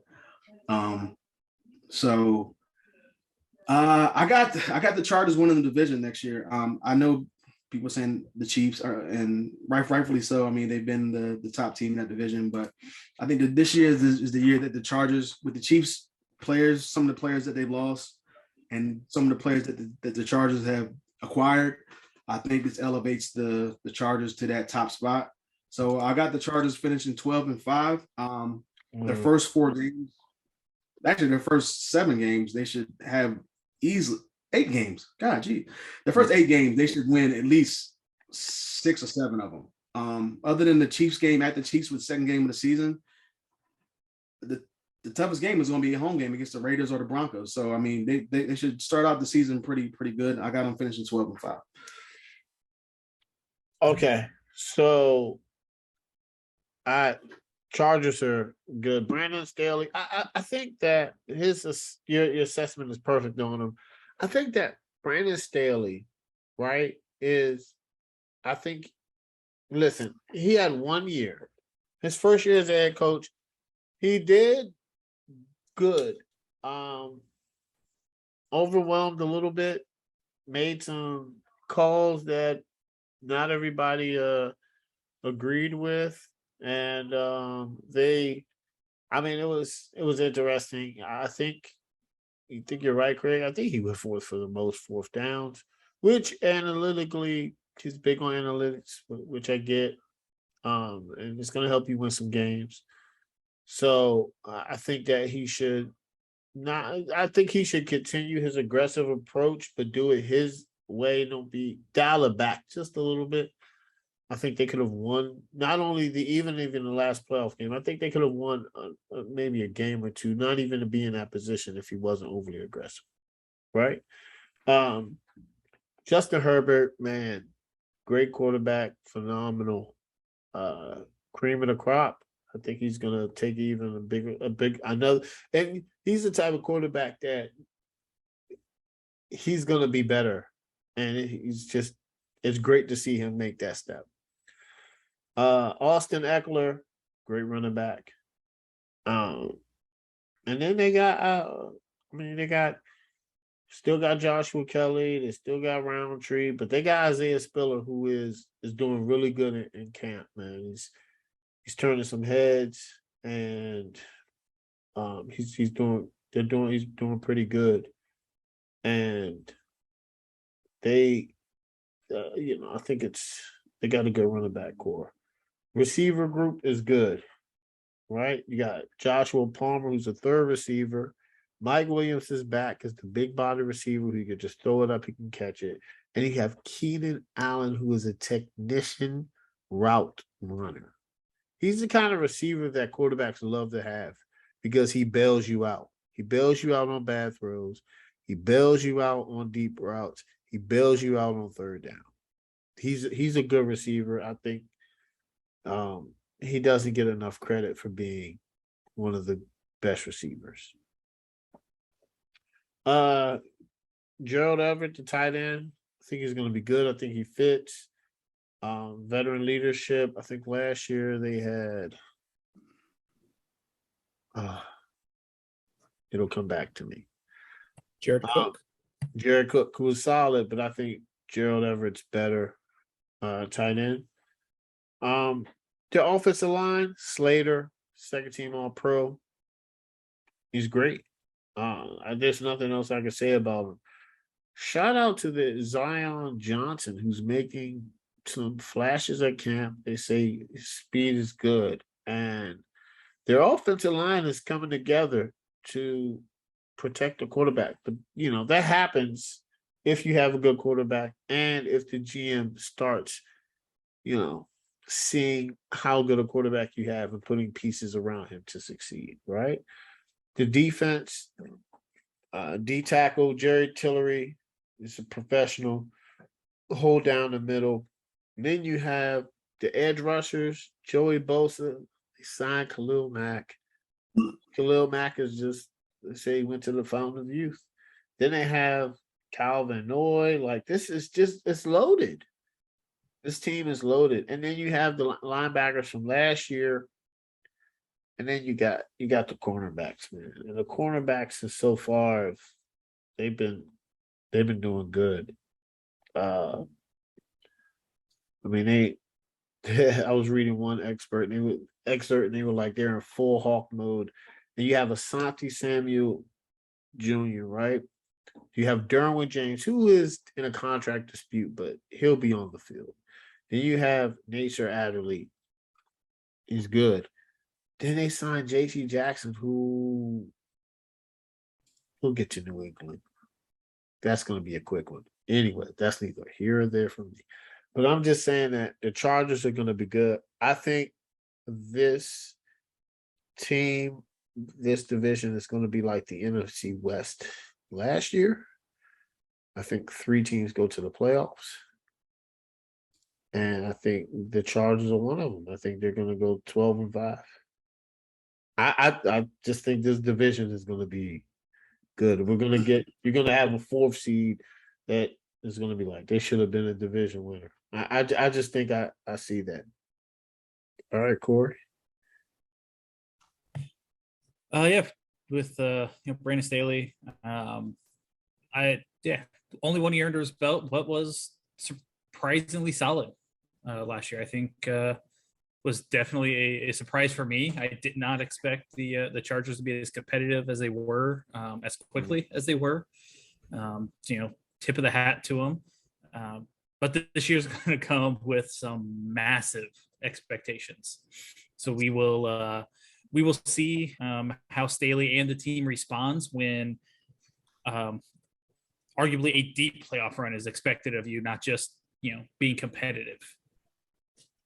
Offensively, I just kind of sum it up as the running back from last year.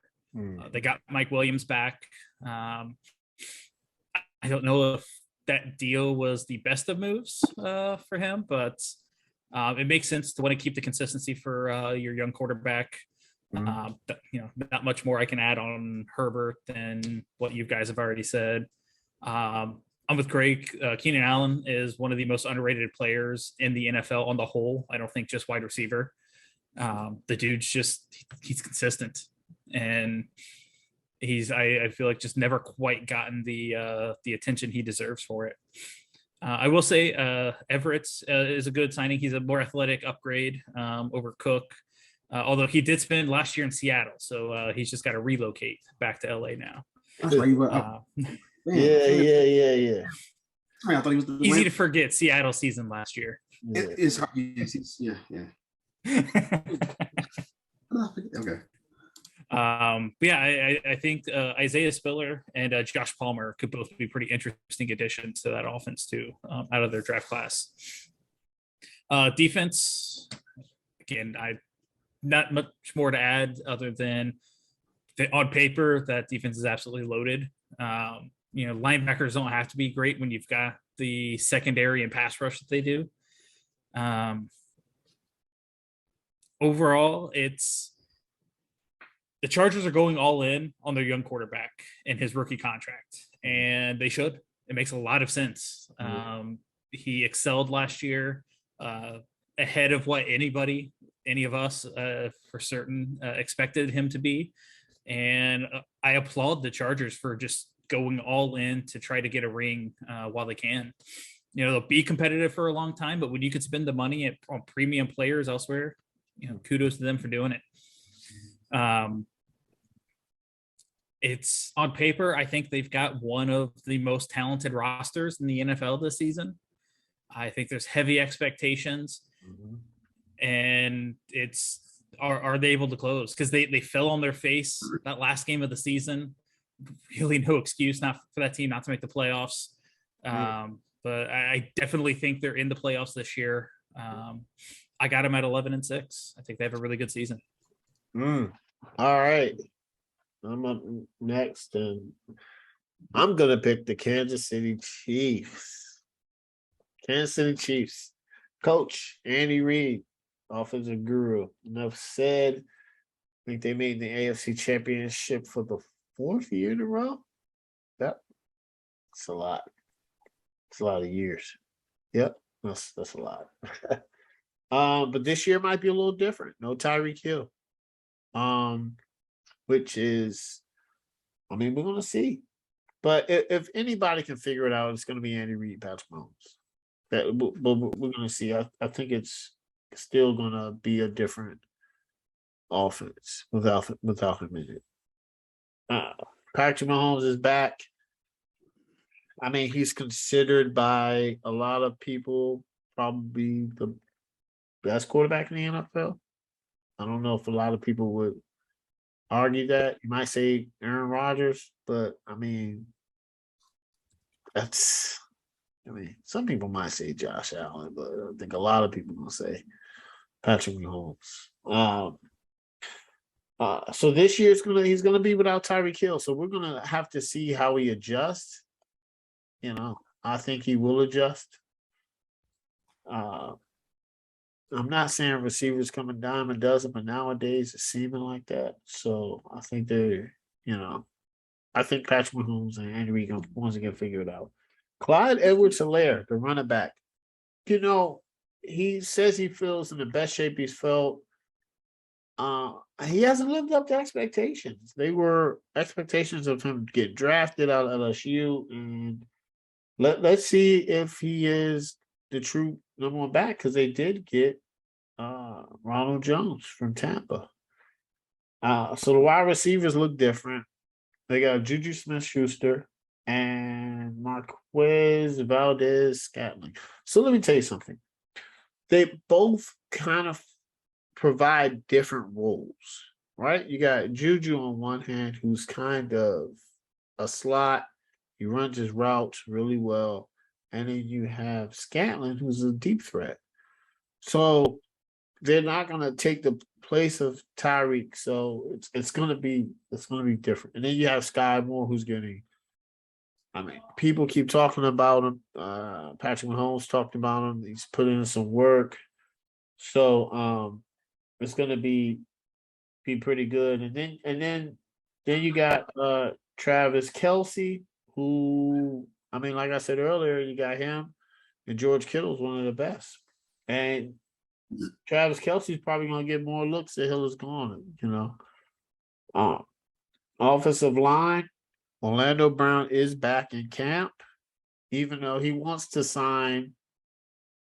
be a Chief. So I think it's the Chiefs said this.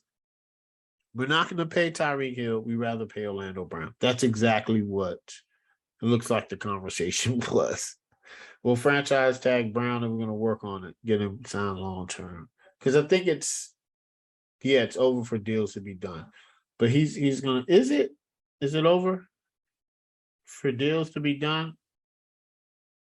It is, right? Yeah, there was a deadline for tag guys to sign an extension. Yeah, so he'll be all right. He said he wants to. I think it's just a number of years. but their offensive line is good. Their offensive line is one of the best in the NFL. Then the defensive line is held by Chris Jones. I think he's a professional standout. The edge rushers, they actually, which is surprising, the Chiefs went out and from the picks of Tyreek Hill, they drafted on defense. George Karlaftis kind of fell to them, which is very surprising. I think he's gonna fit right next to Frank Clark, who needs to have a good year. He's been kind of on the downside, but they drafted a rookie. So the off-ball linebackers, I really like Nick Bolton. He was starting to come into his own and play good in the playoffs. So he's starting. The cornerbacks, you got Trent McDuffie.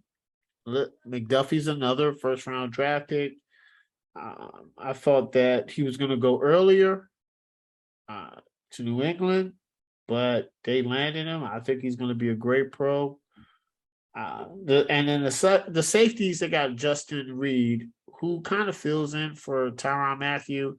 I just think that Tyrann Mathieu not only brought the intangibles, but I believe Tyrann Mathieu is probably going to be a Hall of Famer. I think Justin Reed I think he's okay, but he just doesn't measure up to the Honey Badger. And overall prediction, I think the Chiefs are going to take a different approach this offseason. I think they're focused on the defense, and I think they're going to focus on the run game. And I think they're still one of the best teams in the AFC, despite being one of the toughest divisions. I think it'll be a test, and I have them going 12-5. It's hard to pick them less, maybe 11-7, but I'm not picking them, not to be good. All right, Corey. Yeah, I mean, Kansas City, Andy Reid coached. No need to say much more.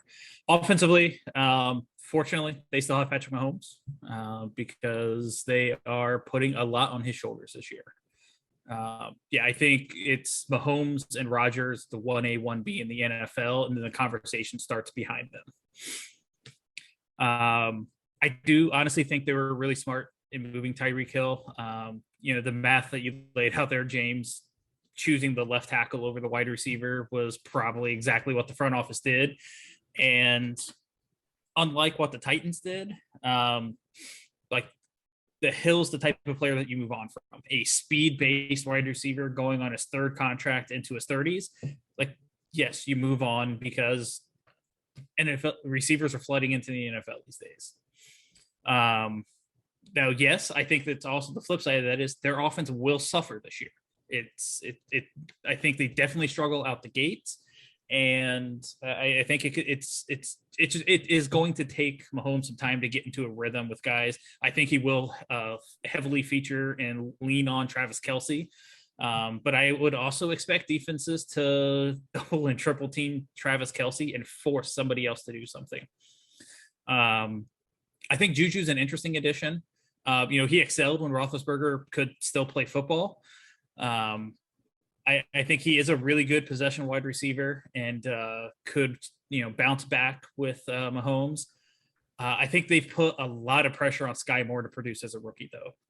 And I know we've been spoiled lately with a lot of rookie wide receivers having some really good seasons right away. But historically, that's not what rookie receivers do. They tend to have an adjustment period into the NFL. Sky Moore's coming out of the MAC as well. I know he's a little nicked up in camp the other day. Hopefully he comes out of that just fine. But, outside of Moore, it's McCole Hardman and MVS that they are going to be counting on. And those are two guys that have never really lived up to expectations. MVS has flashed every once in a while in Green Bay, and then he would just disappear. Hardman is former second-round pick that's probably had more of an impact on special teams for them than he has as a wide receiver. They also feel like similar players. So, for Kansas City's sake, one of the two is going to need to step up. Although I do think the Chiefs overpaid MVS. But I'm also with you there, James.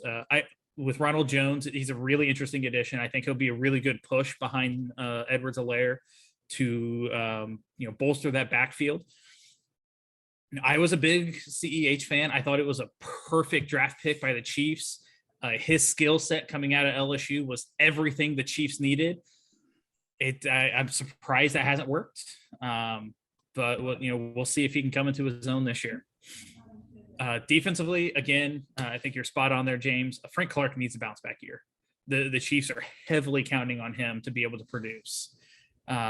Skill-wise, I do think Justin Reed can be a serviceable replacement for Tyrann Mathieu on the back end. But I think for me, the question marks are going to come in the locker room because Tyrann Mathieu was the captain of that defense. He was one of the leaders for the roster, and that's not a type of presence that you easily replace. And I do think they were smart to reinvest in that defense in the draft. I think last season showed that the defense needed an influx in talent. So they're going to be counting on some young guys to give them quality minutes. But overall, I think Kansas City is going to need to lean on their running game a little bit more than years past. I think that's where Jones can step in and help them a bit to try to just get a little more consistent production there. I could expect them, as long as Reed and Mahomes are there, they should be competing for the West and the AFC every single year. This year is no exception. So I think they could stumble out of the gate a little bit, but I expect them to catch their stride, and I got them going 11-6. All right, Craig, what you got with the Chiefs, man? Well, I mean, Andy Reid, I'm not going to really talk about him because he's probably the best head coach or one of the best head coaches in football. So Patrick Mahomes, obviously he's one of the better quarterbacks in the NFL. So he's going to keep his team afloat as long as he's healthy and he's playing quarterback. Although last year probably was his worst season, 37-13 as far as touchdowns, interceptions, and QBR was down and his passer rating was down as well. So looking at his standards of what he's done the 3 years prior, last year was a down year for him. So, there's probably 24, 25, 26 other quarterbacks that would like those numbers, that would take those numbers any day of the week. But for Patrick Mahomes, it's just, he set the standard. He set a high standard when he first took the reins under center his first year. So, it's kind of the pressure that he's put on himself. So on himself. So, it is what it is. Obviously at running back, I think the CEH just can't stay healthy. I think he has talent. He's just never available. His first year that he played, I think he had just 2 rushing touchdowns, or maybe, I think he had 200-yard games, I believe, in his first season. So he really hasn't done much as a running back. So I think the signing of Ronald Jones was a necessary one. To have a veteran running back. I mean, it's kind of unfortunate that a veteran has to push your young running back, but at the same time, you want a veteran running back to be a good spellback or a good replacement in case CH does get hurt again. So I thought that was a really good signing for them. Jerick McKinnon, I think at least he was the last couple of years in Minnesota. He was a really good pass catching running back. So you need somebody that can catch the ball to the backfield. You got Jerick McKinnon there. Unfortunately, he's been hurt for a while with San Francisco and things like that. But this could be a bounce back year for him, especially given the fact that he really doesn't have to do too much with 2 running backs ahead of him. So really interesting that they signed Corey Coleman, who I can't remember the last time he's played was, I think, the Giants, and that was like years ago. So I don't know what they're expecting from him. Same thing with Josh Gordon. They got Josh Gordon still there. I don't know. I think it looks good on paper. At least Josh Gordon does, from what he's done over the course of his career with Cleveland. But I mean, he just keeps getting himself kicked out of the league, basically. So I don't know what he's going to be able to do for this team. I'm not saying they're loaded at wide receiver because they're not, but they have a little bit of depth there, even though it's not a lot. Like Juju Smith-Schuster, he's not a number one. Like they don't have a number one basically, but I think they have a makeshift group of wide receivers that they can be serviceable for this team, at least for this year until they figure out what they want to do. Because Juju only signed like a 1-year deal. Scantling, I don't know why they signed him to a 3-year deal. I think Juju's more valuable than Valdez Scantling is, but whatever. And then you have Hartman, who's just he hasn't been good at all. He couldn't even step up when the guy they had last year, who's now in Green Bay, can't remember his name. Oh, Watkins. He couldn't even step up when. Yeah.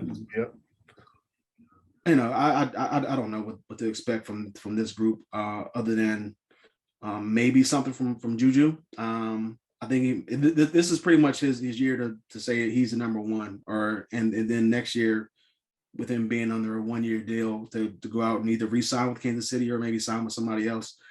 He could have like an 80 catch season or something, like 90 catch season or something like that. So obviously the tight end Zach Ertz, Travis Kelce, I don't really need to say much about him. He's one of the best tight ends in football. Orlando Brown receiving the franchise tag was huge for them. Definitely need somebody to protect Patrick Mahomes. Obviously the loss of Tyreek Hill could be bad for him. Could be bad for the team. Who knows? If they can get some other receivers to kind of fill in that void, like what's his name? The rookie. Sky Moore. I say Sky Jones. Sky Moore. Yeah, I think he can be a really good wide receiver for them.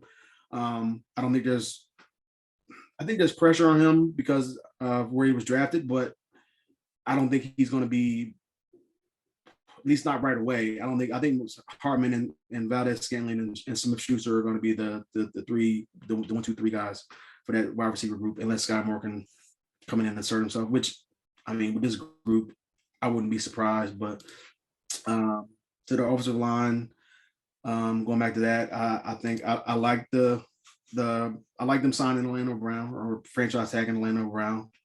They definitely need some help there on the offensive line. You don't want Patrick Mahomes, your star quarterback, running for his life, or, God forbid, getting hurt again like he did in the playoff game a couple years ago.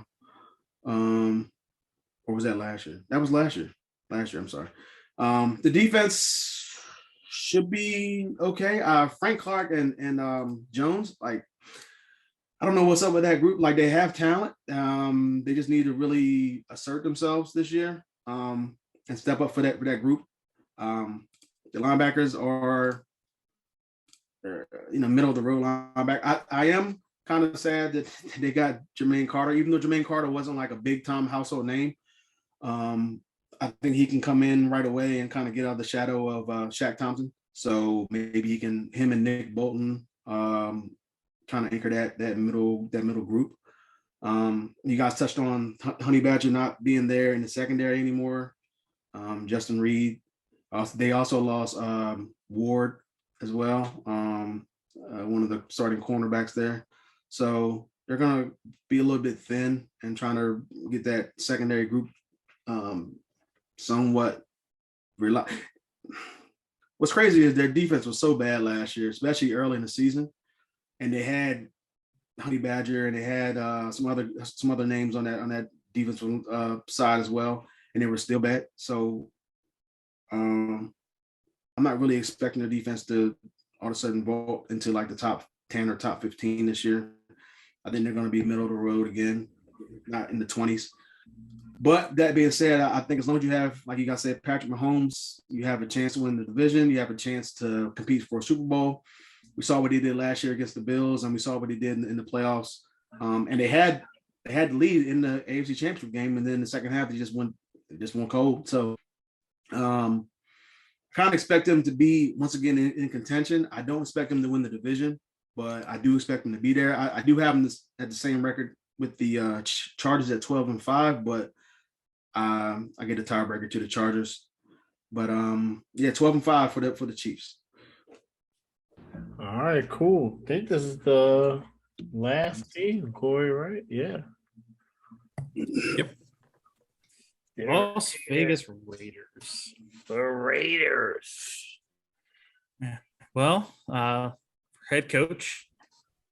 They don't have John Gruden anymore. I guess that's the start.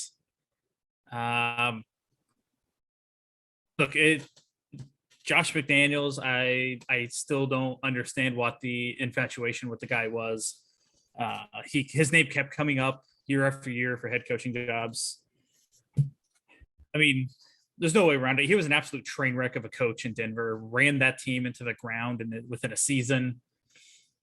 Yes, you expect coaches to learn from their first-time failures. Bill Belichick got fired from his first head coaching job. But the thing is with McDaniels, after he pulled what he did in Indianapolis, backing out of a job that he had already accepted and started calling assistants to hire to his staff, it really makes you question how much he learned from that experience in Denver. But hiring Gruden was a bad move as well. So, we'll see if this works out any better for him. Offensively, look, obviously the Devontae Adams trade is the headliner move for the team in the offseason. It'll definitely pay dividends for him. Him and Carr have a great rapport, friends, college teammates. I do question the long-term effects of the trade. I think just giving up what they did and giving the contract they did to a wide receiver that's a few months away from turning 30 is a gamble. We'll see if it pays off for him in the long run. But I think, having a trio of Adams, Renfro, and Waller for Derek Carr to throw to is really intriguing. I think Derek Carr is one of the better quarterbacks in the NFL. He's a consistent producer. I think it took him a little time to recover from that knee injury, but as a Colts fan, I would happily take Derek Carr as the starting quarterback. So I'm sure you guys would as well. I think all of us would. All of us would. Don't worry. I think not picking up Josh Jacobs' fifth-year option should light a fire under him so that they can potentially get some more consistent production out of him. It looks like they're going to go with the back by committee potentially this year. We'll see if that pays off, but we'll also see about what the offensive line looks like. I feel like it's a really bad sign that Leatherwood was running with the threes in camp the other day.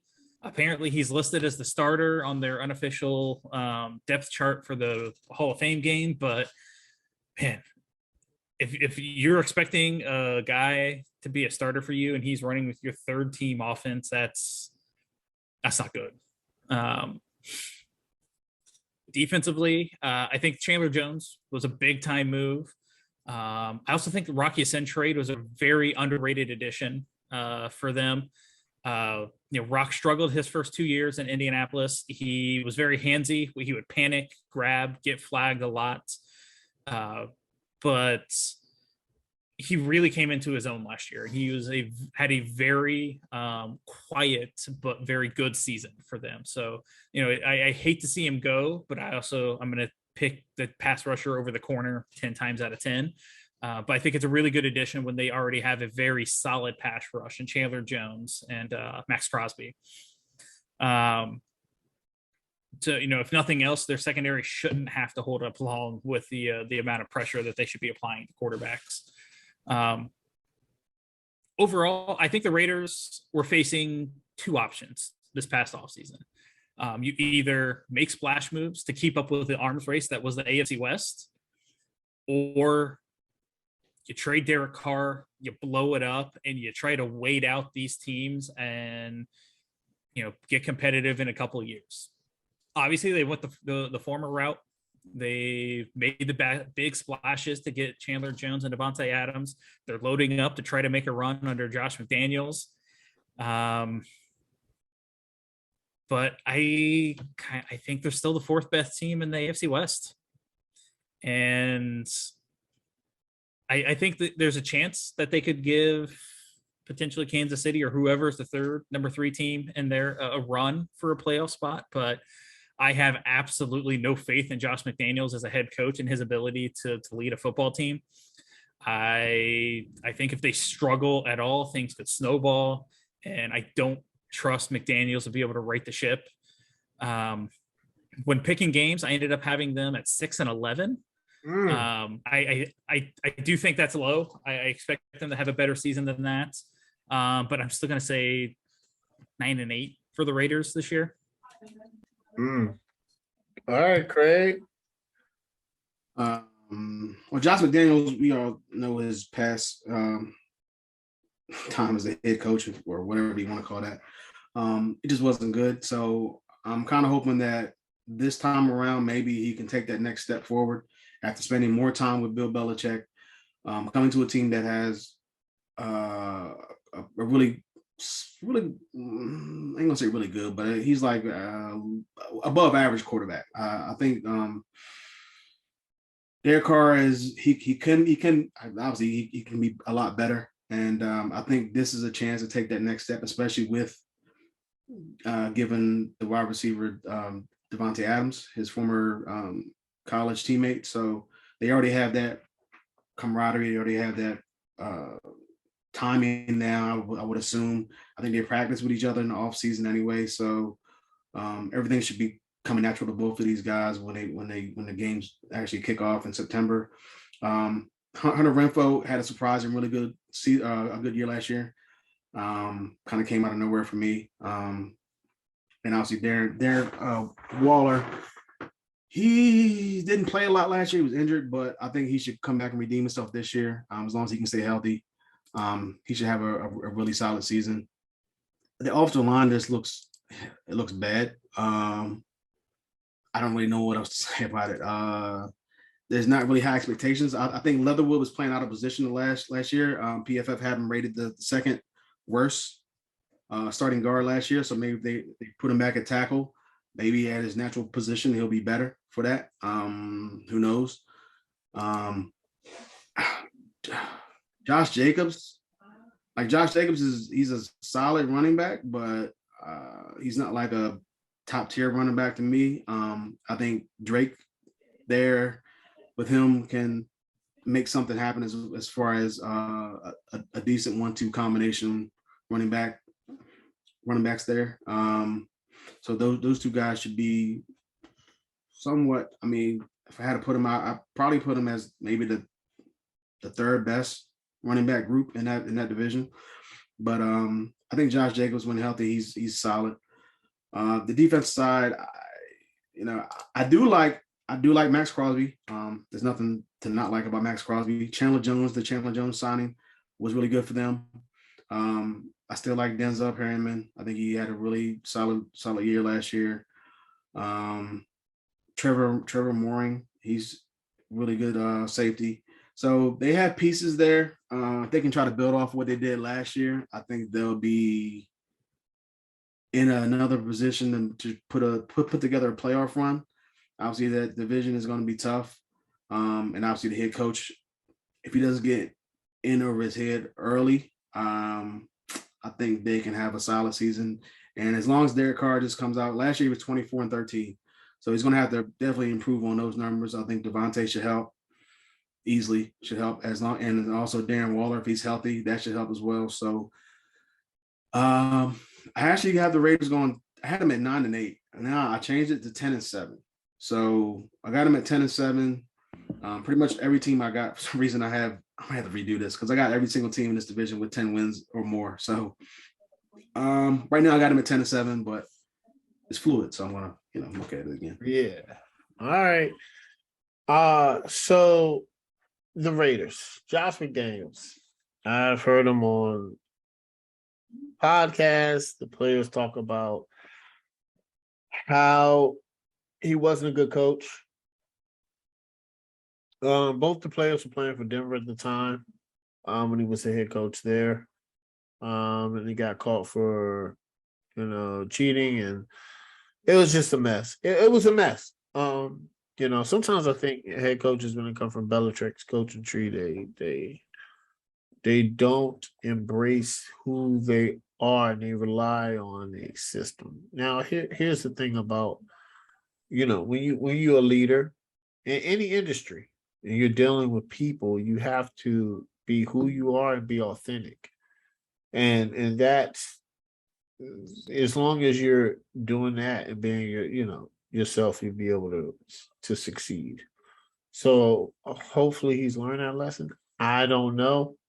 We will see. But he does have a good quarterback. Derek Carr, I think, is great. They were talking about trading him, and I wish they blew it up. I wish they did. But if you're Josh McDaniels, why would you trade away Derek Carr? Quarterback is the name of the game in the NFL, and Derek Carr is a great quarterback. No, he's not a great quarterback. He's a good quarterback. Like we said, he's a good quarterback. I mean, you talk about great quarterbacks nowadays, man. You're talking about, Joe Burrow or Justin Herbert, or you talk top tier. He's not top tier, but he's good enough to lead your team to wins. Josh Jacobs, listen, man. I like him. I think he's a good running back. I just think that hopefully he gets utilized. I think he's tough. I just don't think he puts it all together. I don't know. I like him as a player, but I just think he needs to be more consistent. Kenyon Drake, I think he fits perfect with this type of offensive scheme. I believe Josh McDaniels is probably going to run, but I do believe Corwin is probably going to be, I don't know if Corey or Craig said it, is going to be more of a running back by committee. I think that's what they're going to lean towards. The receivers, Devontae Adams, of course, Fresno State. Devontae Adams is probably the best. I mean, you could say Cooper Kupp and then Devontae Cooper. He's one of the best receivers in the NFL. That's hands down. Then you have, Hunter Renfrow, who already has a rapport with Derek Carr. And then you have Darren Waller, who had a down year this last year, but this is a contract year. We know how this works out. So he's probably going to ball to get paid. And I mean, that's how it is. They're pretty locked up for the receiving corps. It's pretty good. Probably one of the best in the NFL. Now, the offensive line is trash. Plain and simple. And I'm gonna get into how that's gonna affect them, but it's not good. Alex Leatherwood, as Corey said, is playing the third team. Then they're not even gonna put him in right guard because he didn't play good last year, and he's not gonna take Lester Cotton Sr.'s title in life, right guard. So, and that's surprising coming from Alabama. Most times, those Alabama players, especially on the O-line and the D-line, are good. So they said it was a reach. It's looking like it was now. And then defense is pretty good, right? You got Andrew Billings, who I like as a pro. I think he's solid, brings lunch pail to work. Now, the edge rushers are phenomenal. You got Max Crosby, who's already setting the tone. And then you got Chandler Jones, who we know who Chandler Jones is. I mean, he keeps putting up numbers. He'd be a Hall of Famer. I mean, he's phenomenal, man, and I like him. And then, Craig, I agree with you. Perryman is good for an off-ball linebacker. He played really good last year, and I think he's able to hold down the middle of the field. Trade for Rocky Sin, I think, was good. Especially for the cornerback position. I think he starts immediately. He helps bolster the cornerbacks, and they need it. Now, their safeties, they got Jonathan Abram, who I think plays a little bit too aggressive, but they also have Trayvon Moore, who was standout last year. So their defense is okay, but once again, if you have that wonderful pass rush, then you'll be okay, especially on the back end of the defense. Now, here's the thing. The problem is the Raiders are a year late and a dollar short. That's the term. So if they had this roster last year, they're making the playoffs. Now they're making the playoffs. They're not, that's easy. But unfortunately, I just think the division that they're in with the pass rush that the Chiefs have bolstered, that the Chargers have bolstered, and that Denver, their O-line cannot hold up. And I think it's going to affect them and be a problem. And let's see if Josh McDaniels can figure it out, because it could snowball. Because you have a lot of veterans on this team that want to win. But that O-line is terrible.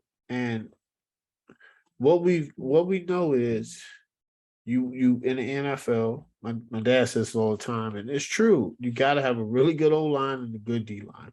You got to have at least a decent O-line. If you do not have a decent O-line, it's not like the Chargers have, right, pass rushers. You're talking about the Chiefs, who have Frank Jones, who causes havoc in the middle. You have the Chargers, who have Bosa and Mack. And then you have the Broncos, who have Chubb and Gregory. Against that offensive line, the Las Vegas Raiders, I'm sorry, man. I don't think they hold up. And Derek Carr is going to get hit. And it's going to be an issue.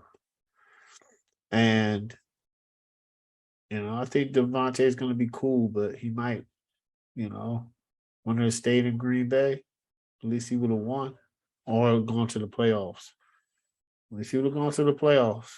Don't know about winning in the playoffs, but securing home field, that's a guarantee. So I think the Raiders probably go 7-10. I don't see. I just, they're in a tough division now. I mean, maybe outside of division they can win, but they're gonna lose some divisional games, man. So sucks. Maybe all right though. Maybe all right. So that's a wrap. We finished.